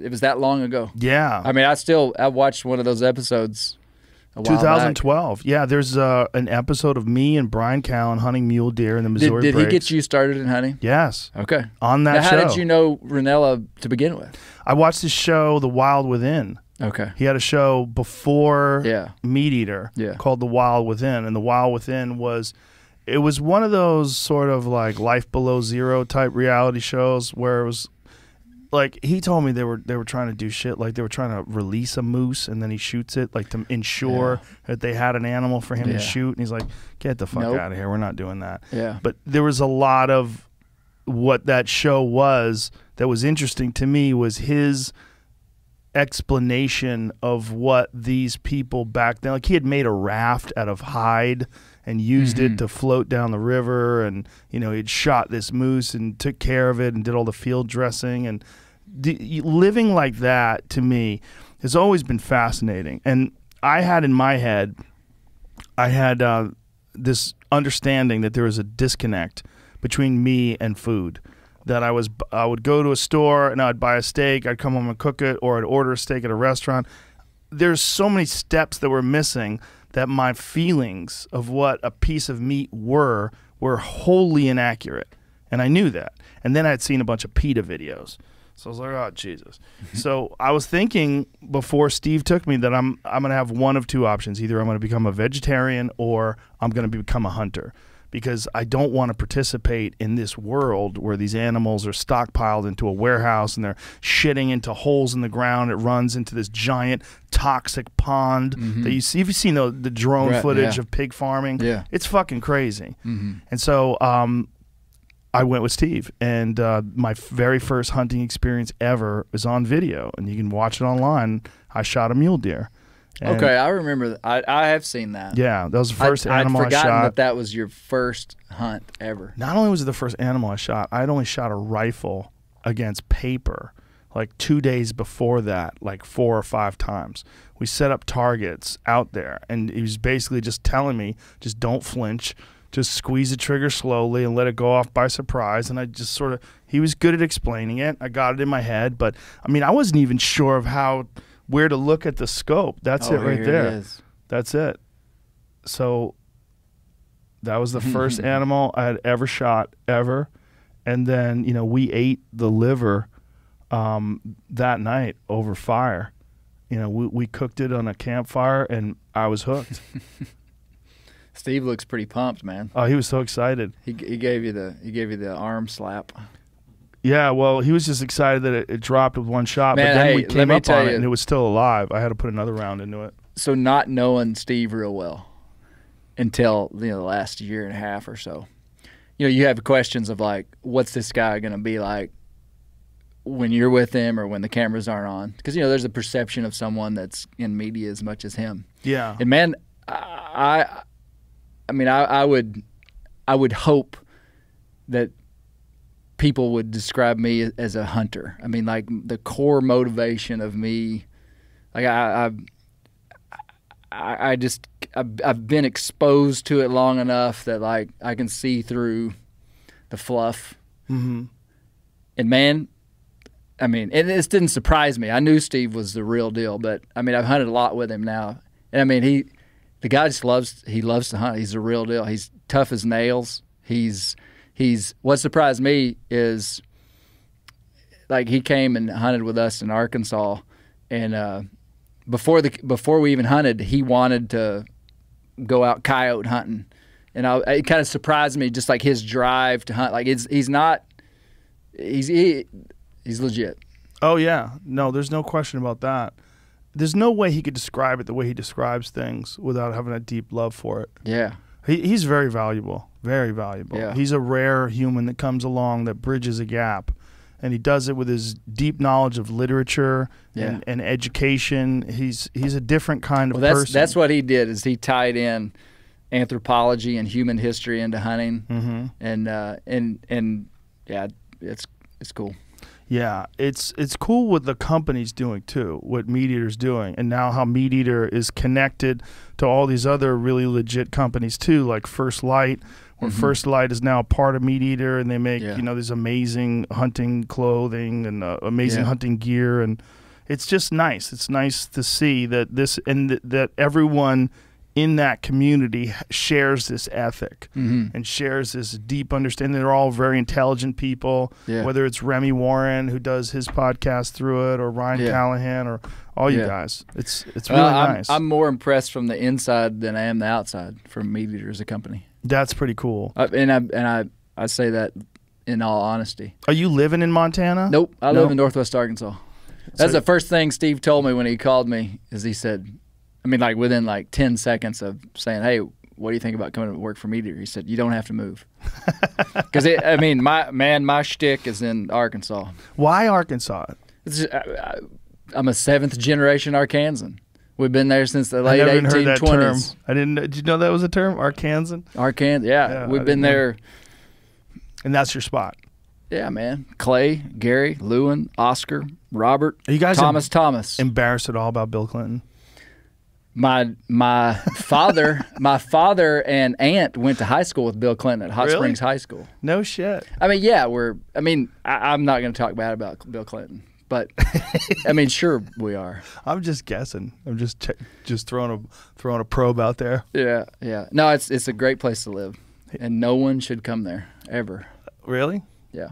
You don't want anybody going there. Well, I mean, the same thing's happening there that's happening all across the country. People are moving out of urban areas. You can sell your house somewhere. Well, I better be quiet. Yeah. Well, that's happening right here for sure. Oh, it's happening everywhere. Yeah. Yes. No. Yeah. I was born in Arkansas, and I love it. I have a deep sense of. I've decided this about myself. Maybe yeah, I think I came to this conclusion on my own. I have an unusually deep sense of place. Interesting. I really do. And it's connected to Arkansas. Yeah. Do you know the story of Barry Seal? Yes. Mena, Arkansas, the drug drops? Man, you just made my day. Yeah? Do you know where I'm from? You're from Mena? Mena, Arkansas. No shit. Wow. That's You crazy. just made about 5,000 people very happy. Wow. By saying that name. Now, what it's connected to, maybe not so much. No, I grew up in Mena, Arkansas. Yeah. It's the Tom Cruise movie doesn't really do it justice. What is it, American Made? Is that what it is? It's a good movie. But it's fictitious. Yeah. Tom Cruise is quite a bit more handsome than Barry Seals. But the story behind it is that this guy was running drugs for rogue members of government agencies, whether it's the CIA or whoever, and he was flying into these countries, buying cocaine, and then dropping it off in Mena, Arkansas. And there's a long story that goes with it where there's 2 children were murdered, 2 kids that saw the drop, and then there was a lie that was told that they were high and that they fell asleep on train tracks, and then the family wound up paying for autopsies, and the autopsies concluded that they were murdered and stabbed, and then Wild. Yeah. So we moved to Mena in 1984 when I was 5 years old. Oh, we just hopped a little town. So it was right before it all went down. Well, yeah, and so my dad was I guess there's no harm in telling these details. My dad was in banking, so he became a banker in Mena, Arkansas, and so he was, he knew a lot of people in the community, and so it was right after all that stuff, because all that stuff was happening in the late 70s. Is that right? I'm not sure exactly. Or late 70s, early 80s. But it was over by the time we got there. But Dad has lots of stories just over the years of people that worked at the airport, which I know. I mean, I could list names of people that I know today that worked at that airport. And there were stories of big jets coming in with no lights on in the middle of the night. And how much of it is true, it's hard to say. But what is this, Jamie? It's just an art. Scroll all the way up so we can read the whole title. This is it. Yeah. Activities at airport in Mena detailed. FBI document recently released. Oh shit! This is last year. Ago, yeah. Oh, that's pretty recently, isn't it? Interesting. So Yeah, it's a cargo plane. So this is one of the ways. I mean, there was more than one way, but one of the ways where they got cocaine into the United States. They smuggled narcotics into Mena, Arkansas. There it is, Barry Seal. Extensive joint investigation by the FBI, Arkansas State Police, and IRS revealed that Barry Seal used the Mena airport for smuggling activity from the late 1980 until March of 1984. I was there, man. Right when you were there. Crazy, the heart of it. I was thinking it was the late. For some reason, I had it was right before we got there. Wild timing. According to an internal FBI document released last week, Seal, a pilot, moved much of his smuggling operation from Baton Rouge to Rich Mountain Aviation at the Mena Intermountain Airport, according to the May 1986 FBI memo. It's a wild movie. And it's not totally accurate. There's better accounts of exactly what went down that you could find, but that's that spot. Yep. A lot of people made a lot of money out of that area. I guess so. Who knows? Well, it wasn't anybody local there. No, I'm sure. Somebody else. Yeah, somebody else in control. Now, as far as like the area of Arkansas, like what we're looking at, like I've never been. Okay. Like what is it like topographically? So Arkansas, if Arkansas were, let's just say it was this square right here, there would be a line drawn across from the northeast corner to the southwest corner. The southeastern triangle of Arkansas would be Mississippi River Delta country, like swamp country, producing some of the most, an incredible amount of rice, soybeans, and wheat, like farm country. You go to the northwestern corner of Arkansas, and it is mountains. It's southern highlands. And those two places are like two different countries. I mean, and it's that abrupt at different places. But so I was raised in the Ouachita Mountains. I now live in the Ozark Mountains. And essentially it would be very equivalent to Appalachia. Beautiful, man. The Ozarks are beautiful. Well, we all get a sense of it from the TV show Ozark. Yeah. Which is a wild fucking TV show. Never watched it. Never? No. It's good. Is it? Oh yeah. Does it make Ozarkians look bad? No. You don't think so? No. But it's not talking about real Ozark culture. No, not really. It's just a place. It's just a place that's used for drama and drug dealing, and it really is. It's more about a guy who. It's a brilliantly written show and brilliantly acted. Jason Bateman is a wizard. He put together an incredible show. It's so addictive, and it's more about drug dealing and how these people have. Doesn't sound too good, Joe, for Ozarkers, man. It's not about the Ozark. It's really about Mexican cartels and this guy from Chicago that wind up in the Ozarks, and he's just trying to run this. I don't want to give away too much of it, but it's a brilliant show. I know what you looking at it from like a state pride perspective or a local pride perspective. I mean, maybe you won't like it because of that, but it doesn't make people look bad. It basically is about human nature more than anything. Yeah, and about people trying to like deal with situations that have no pleasant answers. No, there's no pleasant solutions that are like real clear. Yeah, it's a wild show. No, I hadn't seen it. It's good. I hadn't seen it, but it's beautiful. Like when they're in the Ozarks. And see, I don't know where they filmed that, but I think it was in Missouri, in the Missouri Ozarks. The topographic core in terms of ruggedness of terrain would definitely be in northern Arkansas.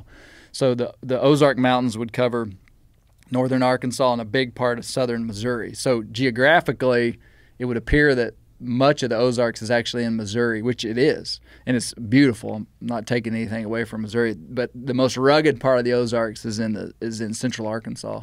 And by rugged, I just mean big mountains, lots of relief, big beautiful rivers, bluffy limestone country, a lot of caves. It's karst topography, beautiful. And anywhere that you plopped yourself down on this planet, like there's incredible history there, and there's incredible beauty there in its own way.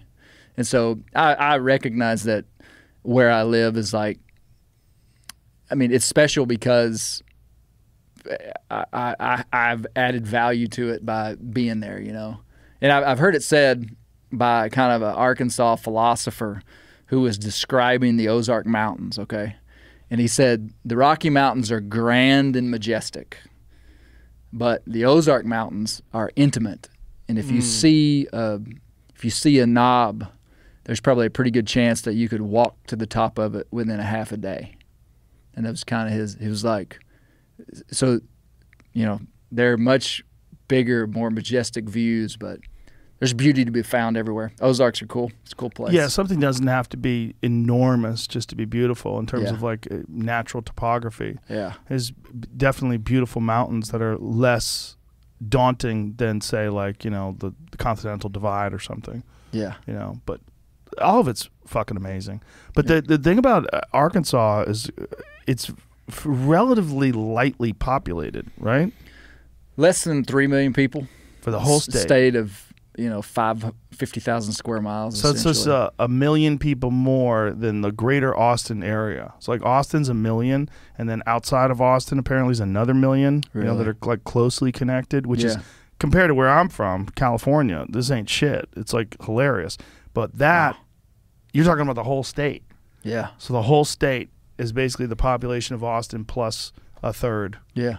Which is nuts. Yeah.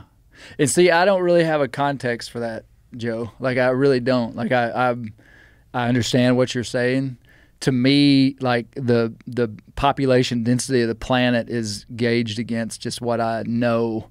And it just seems real normal that, there's 3 million people in our state. And I mean, I think it's overcrowded. I mean, and where you live, how many people are in your town? So I live in a suburb of Fayetteville, Arkansas, which is a town of about 2,000. And so Fayetteville is 2,000, or your suburb? My little town. And I'm trying not to say the name. Right, I understand. So Northwest Arkansas is kind of the hub, the population hub of Arkansas. The state capital is Little Rock, which has 250,000, something like that. Northwest Arkansas has Fayetteville, multiple cities strung together, and it's about an area of about 300,000 people. And that's where the Walmart home office is, the Tyson home office, some big international companies, and the University of Arkansas is there. And it's a neat town. And outside of that, how much of that is public land? How rural does it get? How quickly? Quickly you get into rural areas. I mean, like I said, I think there's 2.2 million acres of national forest in Arkansas, and a lot more just standard like state public land. And I mean, like from Fayetteville, you could pretty quickly be in national forest. I mean, like within 30 minutes drive be in national forest. But to be in really rural Arkansas, within 30 minutes you could be there. So 30 minutes. And when you're looking at wild game in that area, is it mostly deer and bear, like turkey, like what kind of? Deer, bear, turkey would be kind of the big three in the highlands of Arkansas. And whitetail hunting would be the primary thing that people are hunting. Turkey numbers are way down. Now, I like small game, so I've got squirrel dogs, I've got coon dogs, and I've got mules. Do you eat coons? We do, but that is not the primary reason that we harvest them. What do they taste like? They taste like a bear. Really? I mean, they're red meat, fatty red meat. Wow. So raccoon's good. Yeah, it's not bad. And it's depending on how you prepare it. Yeah, yeah. But there's one of the pillars of the North American Wildlife. I've got to say this now that I've said that I don't eat raccoons, because we kill a lot of raccoons. One of the pillars of the North American Wildlife Conservation is non-frivolous use of wildlife. That's one of the 7 pillars. So it means we don't just kill stuff for no reason.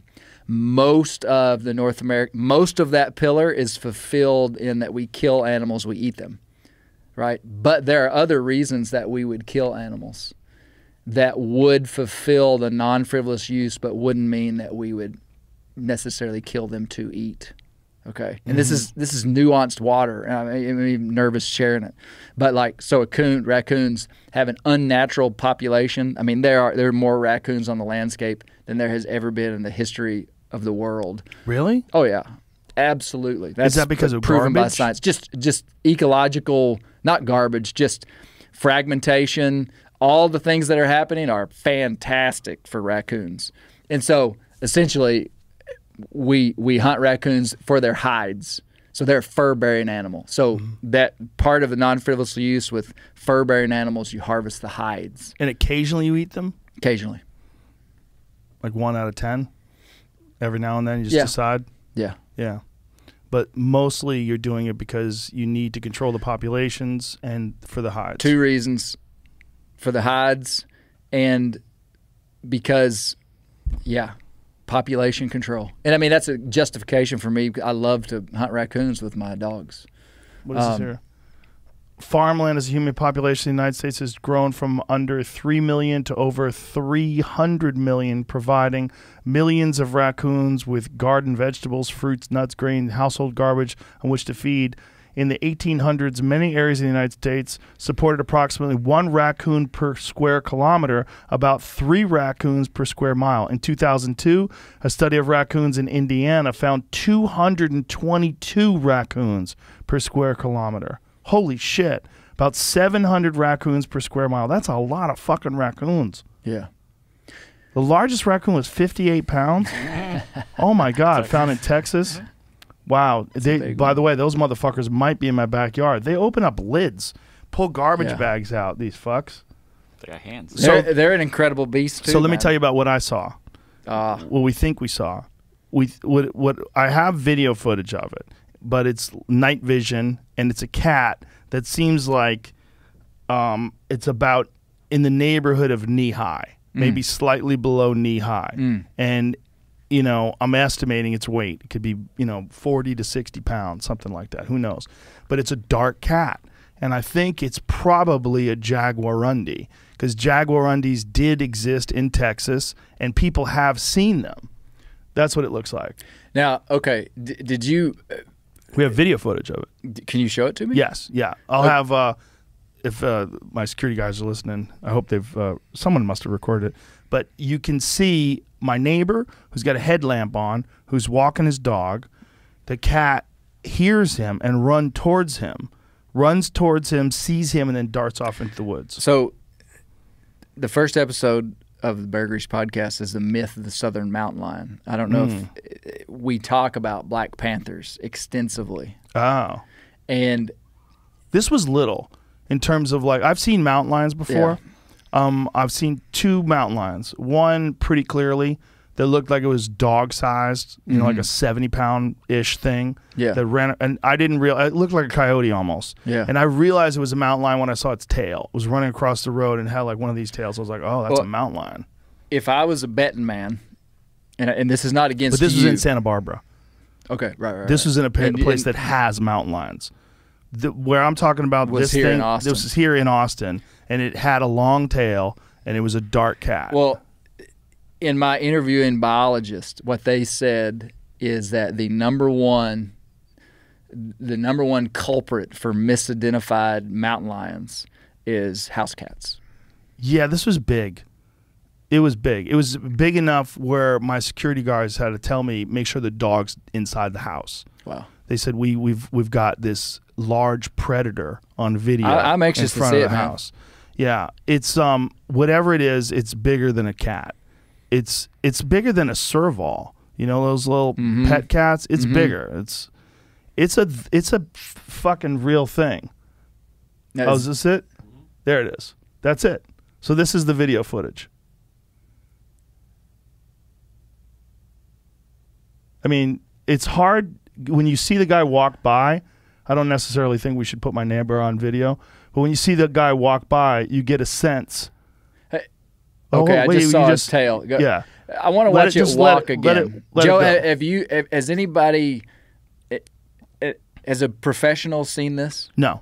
Okay. So show this again. Well, some wildlife person should. What are you doing there, buddy? Man, too many fucking. You don't know the firestorm that I started about black panthers and mountain lions. Well, there are definitely mountain lions here. Right. In Texas. Right? But People this shot them and killed them. scenario. But look at this thing. Look at this thing. That's a cat. And look how big it is. Right? Is there any magnification of this where it's less grainy? No. This is it. This is night vision. So you can see up close on the ground, right in front where it's more illuminated. You kind of get a sense of what it looks like at high resolution. But this thing is like knee high. This is a fucking cat, and it's a dark cat. You see it run off? That is not a house cat. It's way bigger. I don't want to show my neighbor, but I'll show it to you. But when my neighbor walks by afterwards, you can get some scale. It's up to his knee. Yeah. Whatever the fuck that thing is, it's not small. I mean, think of that as a cat. That's a cat that's that high. Yeah. That's a big cat. Yeah. So whatever that thing is, I think it's a jaguarundi because they were native to Texas, and the last time they photographed one here was in the 1980s. But you know how dense Texas is. You go outside, fucking woods and everywhere. If it's nighttime, you don't know what the fuck's out there. The idea that some wildlife biologist has combed every inch of this insanely massive state, and they existed here in the hill country. They're native to this area. But there's been people reporting pictures of them and or reporting meetings of them and citing them, but there's no real photographic or video evidence. Yeah. Whatever that is, that's not a house cat. Yeah. That's a big fucking cat. I'd like to see the scale of it. Yeah. I'll show you. Well, I'll get those guys to get the further video. I hope they save that as well, of my neighbor walking by, or I could stand in that spot. And you kind of see, and you can get a sense of what it looked like. But I'm telling you, the thing is probably what I would be interested in would be, and it's not a high quality video, so it's hard. But like the gait of that animal, like, and this is what's so wonderful about these kind of things. And I don't know you well enough to I don't know if you really want my opinion or if you don't. I always definitely want your opinion. Because this is the beauty of these animals out in wild places where there's like controversy over what it is. Mm-hmm. I am by nature a skeptic, okay, of anything that's abnormal, because usually people make errors in judgment when they, I mean, like 97% of the time. I would have to. I would like to see the scale of it. That would give all the details. That's what changed it for me. Yeah. We'll show you that afterwards. Okay. What changed it for me is when I see my neighbor walk by. And then I realized, well, this thing's about that big. Yeah. It's not a house cat. It's like it's wider than me. It's whatever the fuck it is. It's big. Yeah. It's not big like a mountain lion, though. Hadn't seen it again? No, I haven't seen it since then. But I know that people have seen similar things like this. And these are all anecdotal stories, but you got to think that if that jaguarundi was here in the 80s, like it could still be here. Fuck yeah. Yeah. I mean, how many different times have they thought that an animal was extinct and then they find viable breeding populations of them? Right. It does happen. What's wild about the myth of the Black Panther in much of the South is that there are it is amazing how many stories there are of Black Panthers. Any community, anywhere, I mean, really in the eastern United States, you go in and say, are there Black Panthers here? And some percentage of people will say yes. And basically, science has never documented a melanistic mountain lion. But they have with jaguars. Yes. So for down here, that could count. Like if you could be like, well, yeah, we're deep enough into Texas.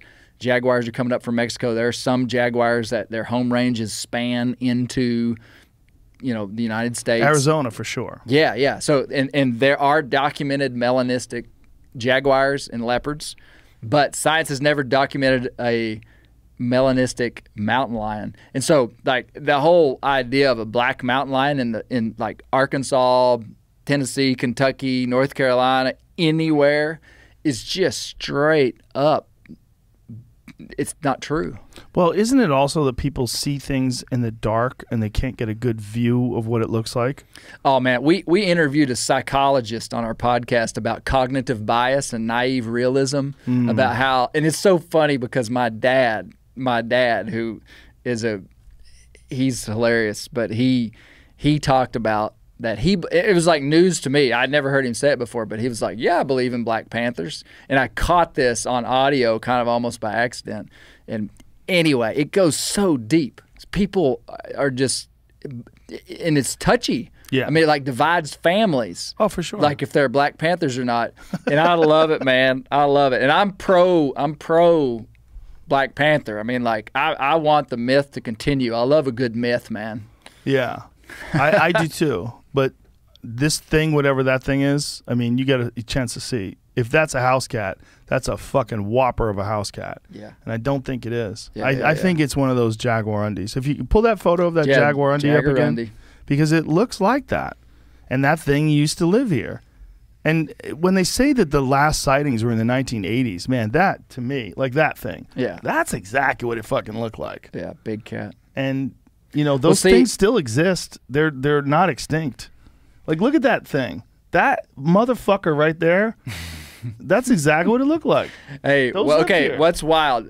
Right now on the Joe Rogan podcast, there's a social science experiment happening because, like, I want to believe you so bad. We don't have to believe me. Look at that video. What do you think about that video? You're playing into what we discovered and even the conclusion that we came to on our podcast. Because part of the question, remember, we're answering these bigger questions about human nature. Mm-hmm. And it's like, how could the myth of and I'm not talking about Texas, okay, because there could legitimately be a black jaguar down here. But how could the myth of a Black Panther exist in Kentucky when that animal has never existed? And like, I deeply want to just tell you that I believe you. Like, I want to, like, it's hard for me not to just go, Joe, I'm with you, bro, and like fist bump you and go, man, that is a stinking jaguarundi in your backyard. Like, I feel this social pressure to do that. Well, don't give in to that and pressure. And that is the beauty of human nature and community. Like, and so, like, and that's essentially what has propagated in some ways false things, but it's also what propagates a bunch of good stuff. Like I want to believe you, like, and you are dead set on what your perception of this is. No, I'm definitely not. Here's why I'm not. I don't have enough data. Okay, I don't have much data either, other than that video. Yeah, but I do know that there's a lot of exotic animals that people keep here as pets. Yep. And it easily Did you know that every part of the country has that story? What story? The story of the circus train wreck in the where an animal gets 1940s. out? No, for real. It's all over, man. Oh, for sure. Like, and everybody has the same story. It's so funny. Yeah, but you know Texas has more tigers in captivity than all the wild of the world. Yeah. If that could happen anywhere, it would be Texas. It's a wild place. So whatever that thing is, I mean, obviously we have grainy footage, but we do have, when we'll show you off air, my neighbor, and you'll get a chance to see. Because when you see that, that's when I went, oh, that's a big fucking cat. And they're like, yeah, this is not a small animal. This is somewhere in the neighborhood of 40 or 50 pounds, maybe bigger. Yeah. I mean, the upside. It's just here's what you could do. If you weird. really wanted to test out your theory, this is what you would do. And the biologist told me they do this with mountain lion sightings, is take a cutout, like a piece of poster board, and draw a big cat on it, like a big sized house cat. And put it in that spot. Put it in that spot. Oh, that's smart. And then you know, film it. Yeah. Just stake it out there and then walk back in your house. Yeah. Or just cut a square or a rectangle so you get a sense, well, this is the body size of it. If I put that rectangle there, or maybe this is too big or this one's too small, yeah, that's smart. Because if I put it in the exact same area, then I can get a real perfect readout of exactly it would how help high you it if is. you drew out like a cat. Like the silhouette of, and make it like a big house cat. You know? I'll have we'll have a project with my kids. Yeah.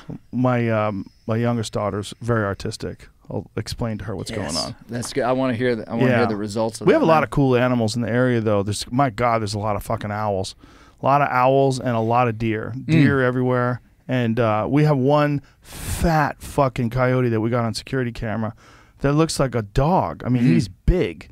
Big-ass coyote. And you never hear him. I don't hear any coyote howling out here. Yipping? No. You hear weird fox noises. Like foxes make those crazy noises at night. Have you ever heard fox screams? Yeah, they kind of growl. Yep. Yeah, weird. Yep. But no coyote howls. But they're definitely there. We have photos of them and video of them. But that thing was weird. It was. Maybe wildlife biologists are going to contact me now. Imagine we find out. It'll be solved to me. The next step of data I would need would be a 2-scale model of a house cat right there in that spot. Yeah, okay. Well, one thing I do have that's a good scale is I have one of those foam pigs, those wild boar targets, a 3D target. Okay. I can go and plant that sucker out there, and we'll get a real good idea because the wild pig target's about this big. Yeah. Well, let me know how that goes. Those Reinhardt targets. Yeah. What did you think by looking at it, though? It's obviously a cat. Man, right? I don't want to. I just need more data. Right. But you think it's a cat, right? I'm not convinced. Really? What did you think it might be? It just didn't have the gait and the grainy photo. It's Let's tough. see it again. It didn't. A cat has a very distinct gait and walk, and I didn't initially just. Here it goes again. It's kind of bouncy. That's kind of. Yeah, and like a dog. That was my, and I'm not saying that I believe that's a canine, but the gait of that animal. That is not my conclusion that it is a canine. That's not what I'm saying. But I feel like you just feel like it moves weird. Yeah, the tail though when it runs off, it does appear like a cat. That looks like a cat. Yeah. When it runs off, that looks like a cat. That part where it runs off, because it hears my neighbor. Let it go right there. Man, yeah, that looks like cat. A fucking it does. cat. It does. It does. Big ass. More data. Creepy cat. Need more data. Yeah. My wife saw a zebra. Oh, from your house? Driving on the way to Houston. Saw a zebra. There was a guy that but there's a lot of fucking zebras out here. People are like super common. Believe it or not, in ranches in Texas for someone that was zebra. There's a guy in Arkansas, this farm that we drove past every day to get to our house, this guy in Arkansas had 2 zebras out in his pasture. And it was when my kids were young, and we had like wildlife games that we played when we drove down the road. You know, every time we got in the car, it was a wildlife game, and we assigned points to different types of wildlife, from crows to geese to deer. And the highest level was a bear. If you ever saw a bear, like we were going to have some massive celebration and take everybody out to eat, and the winner got to choose where they went. Like, so we had this elaborate mechanism of this game we played. And these, you know, when my kids were like 4 to 8, you know, whatever. And this guy, man, this guy had zebras, and I used to rant every time we drove past his place because I had to lecture my kids about how, yes, we did just see a zebra, but those don't live here. Those are African animals. And it was super confusing. So to this day, now my kids are grown, much older. Every time we drive past that place, my son goes, "Dadgum zebra farmer." I mean, like, it's like, don't have zebras in Arkansas, man. They're cool when they're in Africa. Yeah. Well, it's weird how many animals are like that here, like oryx, which are really very uncommon in the wild. They're endangered. In Texas, you can go hunt them. Yeah. They're all over the place. Yeah, Texas is a different planet when it comes to a different country. Yeah. What is this? Wow. Arkansas judge mauled by family's pet zebra. Wow. They're a cool fucking animal, aren't they? I've heard that they're my cousin actually has a God, look how wild they look. half zebra, half donkey. I don't remember what he did with it, but they're wild critters, man. Oh, they can make a hybrid that's non-viable? I think you're getting so off it's on, like a mule? They, well, this is they in your can be wheelhouse bred. because you're really into mules, right? Yeah. I don't know much about zebra breeding, but they can be bred with a horse. I think so. Wow, man, you caught me on donkey. something I really don't know. My Look at cousin that. had there it some. is. A zonkey. That's what it is. A zebra donkey hybrid. Yeah, my cousin had one of these. I think he still does. They have a big racehorse stable. A zonkey. No, man, mules are fascinating critters. They really are. They're well, that's another common misconception about the best animal to ride across the country during the pioneer days was not a horse. It was a mule. Yeah.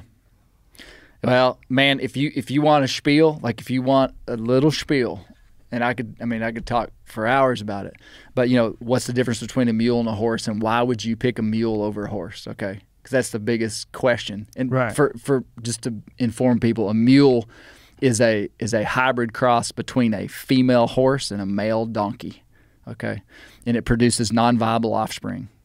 And there's a term in animal breeding called hybrid vigor, which means you cross two distinctly different animals. And hybrid vigor could be used in a lot of different ways. But essentially, hybrid vigor means that the offspring of these animals is greater than the sum of the individual animal. Like a liger. Yeah, and so a mule has all these incredible properties that made it super valuable. And that's part of the reason in the Ozarks, like the Ozarks and the southern highlands of the United States are known as, in many ways, it could be argued, but as like the mule epicenter of the world.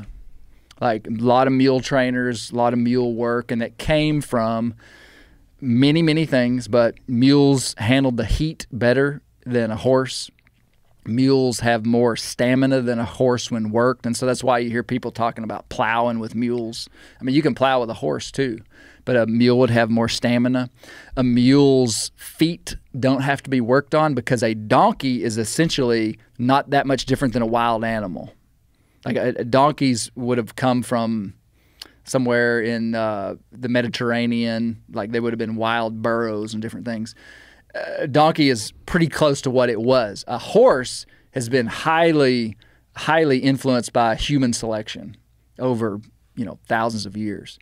And so you get this animal that has been very much so built for our purposes, but in general, if a horse is not shoed, it will go lame and not be able to work much. So that's why there's this whole farrier industry, which is where people put shoes on horses. Yeah. What about wild horses? What happens with them?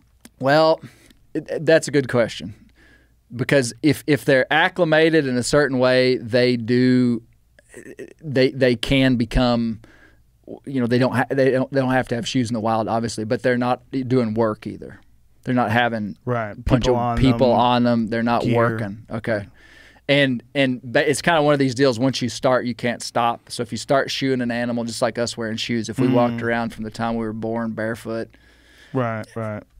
The biggest point and the main thing I'm talking about is that a mule has extremely sturdy, hard feet, and so you don't have to shoe a mule. Some people do, but typically you don't have to. So less maintenance, and that's a major thing. If you have a horse, man, you got to shoe that thing every 6 weeks. A lot of investment. A mule won't founder. And that may not seem like that big of a deal, but if you're an equine owner, if your mule gets in your barn and has access to 50 pounds of grain. What does founder mean? It means that if your mule your animal has access to grain and it eats, it's an intestinal condition where basically the animal eats too much of this super rich food and just dies. Oh, wow. It's an intestinal thing. So horses founder all the time. A mule won't founder. So with a horse, you have to be very strict very with what food you leave around. Yes. Yeah, your horse will founder like that if it gets in. But the main reason that a mule would be the chosen animal for mountain riding is they're known to be safer than a horse. What makes a horse a wonderful thing is that they're very trainable, easy to train, such that they say that you could train a horse to run off a cliff. Okay? You could make, because when you're on that animal, you're in charge of it, and you could give it the cues to make it do something that would endanger its life. And in most circumstances, that's a great thing, because you're in charge and this animal's doing what you want it to do. You can lead the horse into war. Yeah. A mule has a very strong self-protective mechanism in it that most people would perceive as stubbornness. So you hear people talk about stubborn as a mule. Well, what that is a self-protective mechanism on that animal. That animal, you ride a mule up to a raging river out in Montana, buddy, you want to be on a mule, because he ain't going to cross that creek if he's going to die. So if you're on his back, you're going to be safe. If you cue him to go up the side of this bluffy mountain, if he'll go, just trust him. A horse might get up there and roll off. And I'm not talking bad about horses. I mean, horses are dominant, for sure, most popular equine animal. Mules are about 10% of the equine world. But what I love about mules, what I love about them, is that they're very difficult to train. And that's why people don't go to them as quickly as they do a horse. They're very difficult to train, but a well-trained mule is an incredible animal, and it's an incredibly safe animal. And I want to be on the back of a mule when I'm in rough country. But the thing that works against the mule, I should be like the mule marketing guy, for the planet, because we need some better PR. Because what happens is people get a mule, don't understand how a mule works, because he thinks way different than a horse, much more difficult to train, and a mule never forgets. I'll tell you something somebody else said. A mule never forgets, and you can mess up a mule very quickly. And so what happens is I get a mule and start to train it, start having some problems with him, and problems could be, just a variety of different ways. And then I sell that mule because I can't do anything with it. And the next guy gets it, and he starts adding problems because he's getting a mule with a problem. And then basically a mule has 5 different owners, and every one of them's put their own problem on that mule, and that mule basically becomes like a wild beast. And so people know, stubborn as a mule, man, you'll hear a lot of legit cowboys and guys say, man, you don't want anything to do with a mule. What I learned that I had to do was get mules from the time they were young. I didn't want a mule that had been messed with by anybody else. I want to know every interaction that animal has had with a human.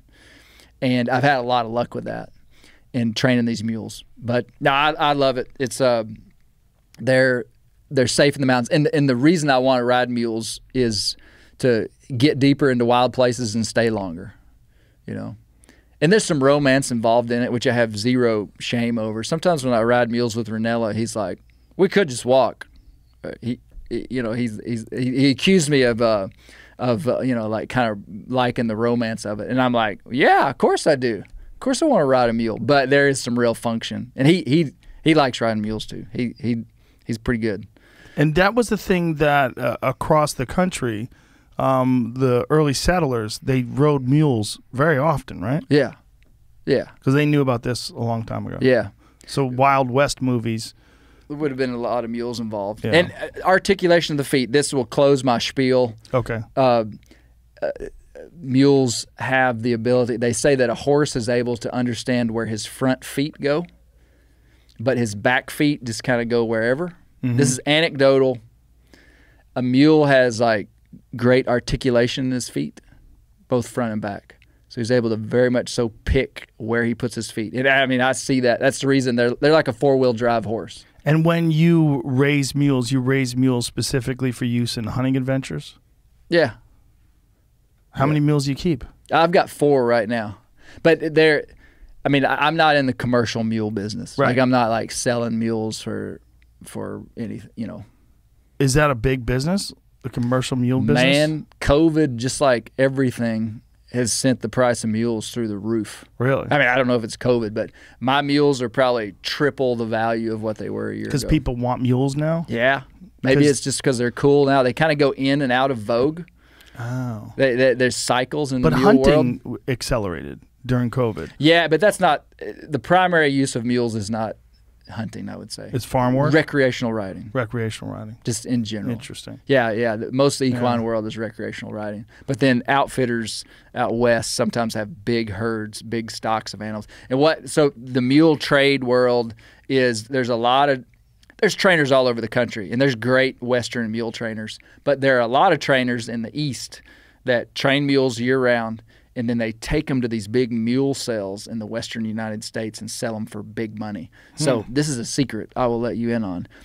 You could come to Arkansas and buy a mule for $1,000 that you'd pay probably $4,000 to $5,000 just for hauling him and selling him somewhere in Idaho. Really? Yeah, don't tell anybody. Too late. I couldn't end this podcast without complimenting you on your mustache. That's a fucking strong move. Thank you. I like how you got the beard integrated. The mustache is it's sort of a part of the beard, but it's not. It's a great look. Much appreciated. It's very old westy. Like it's for a guy who's so into bear hunting and the outdoors and hunting.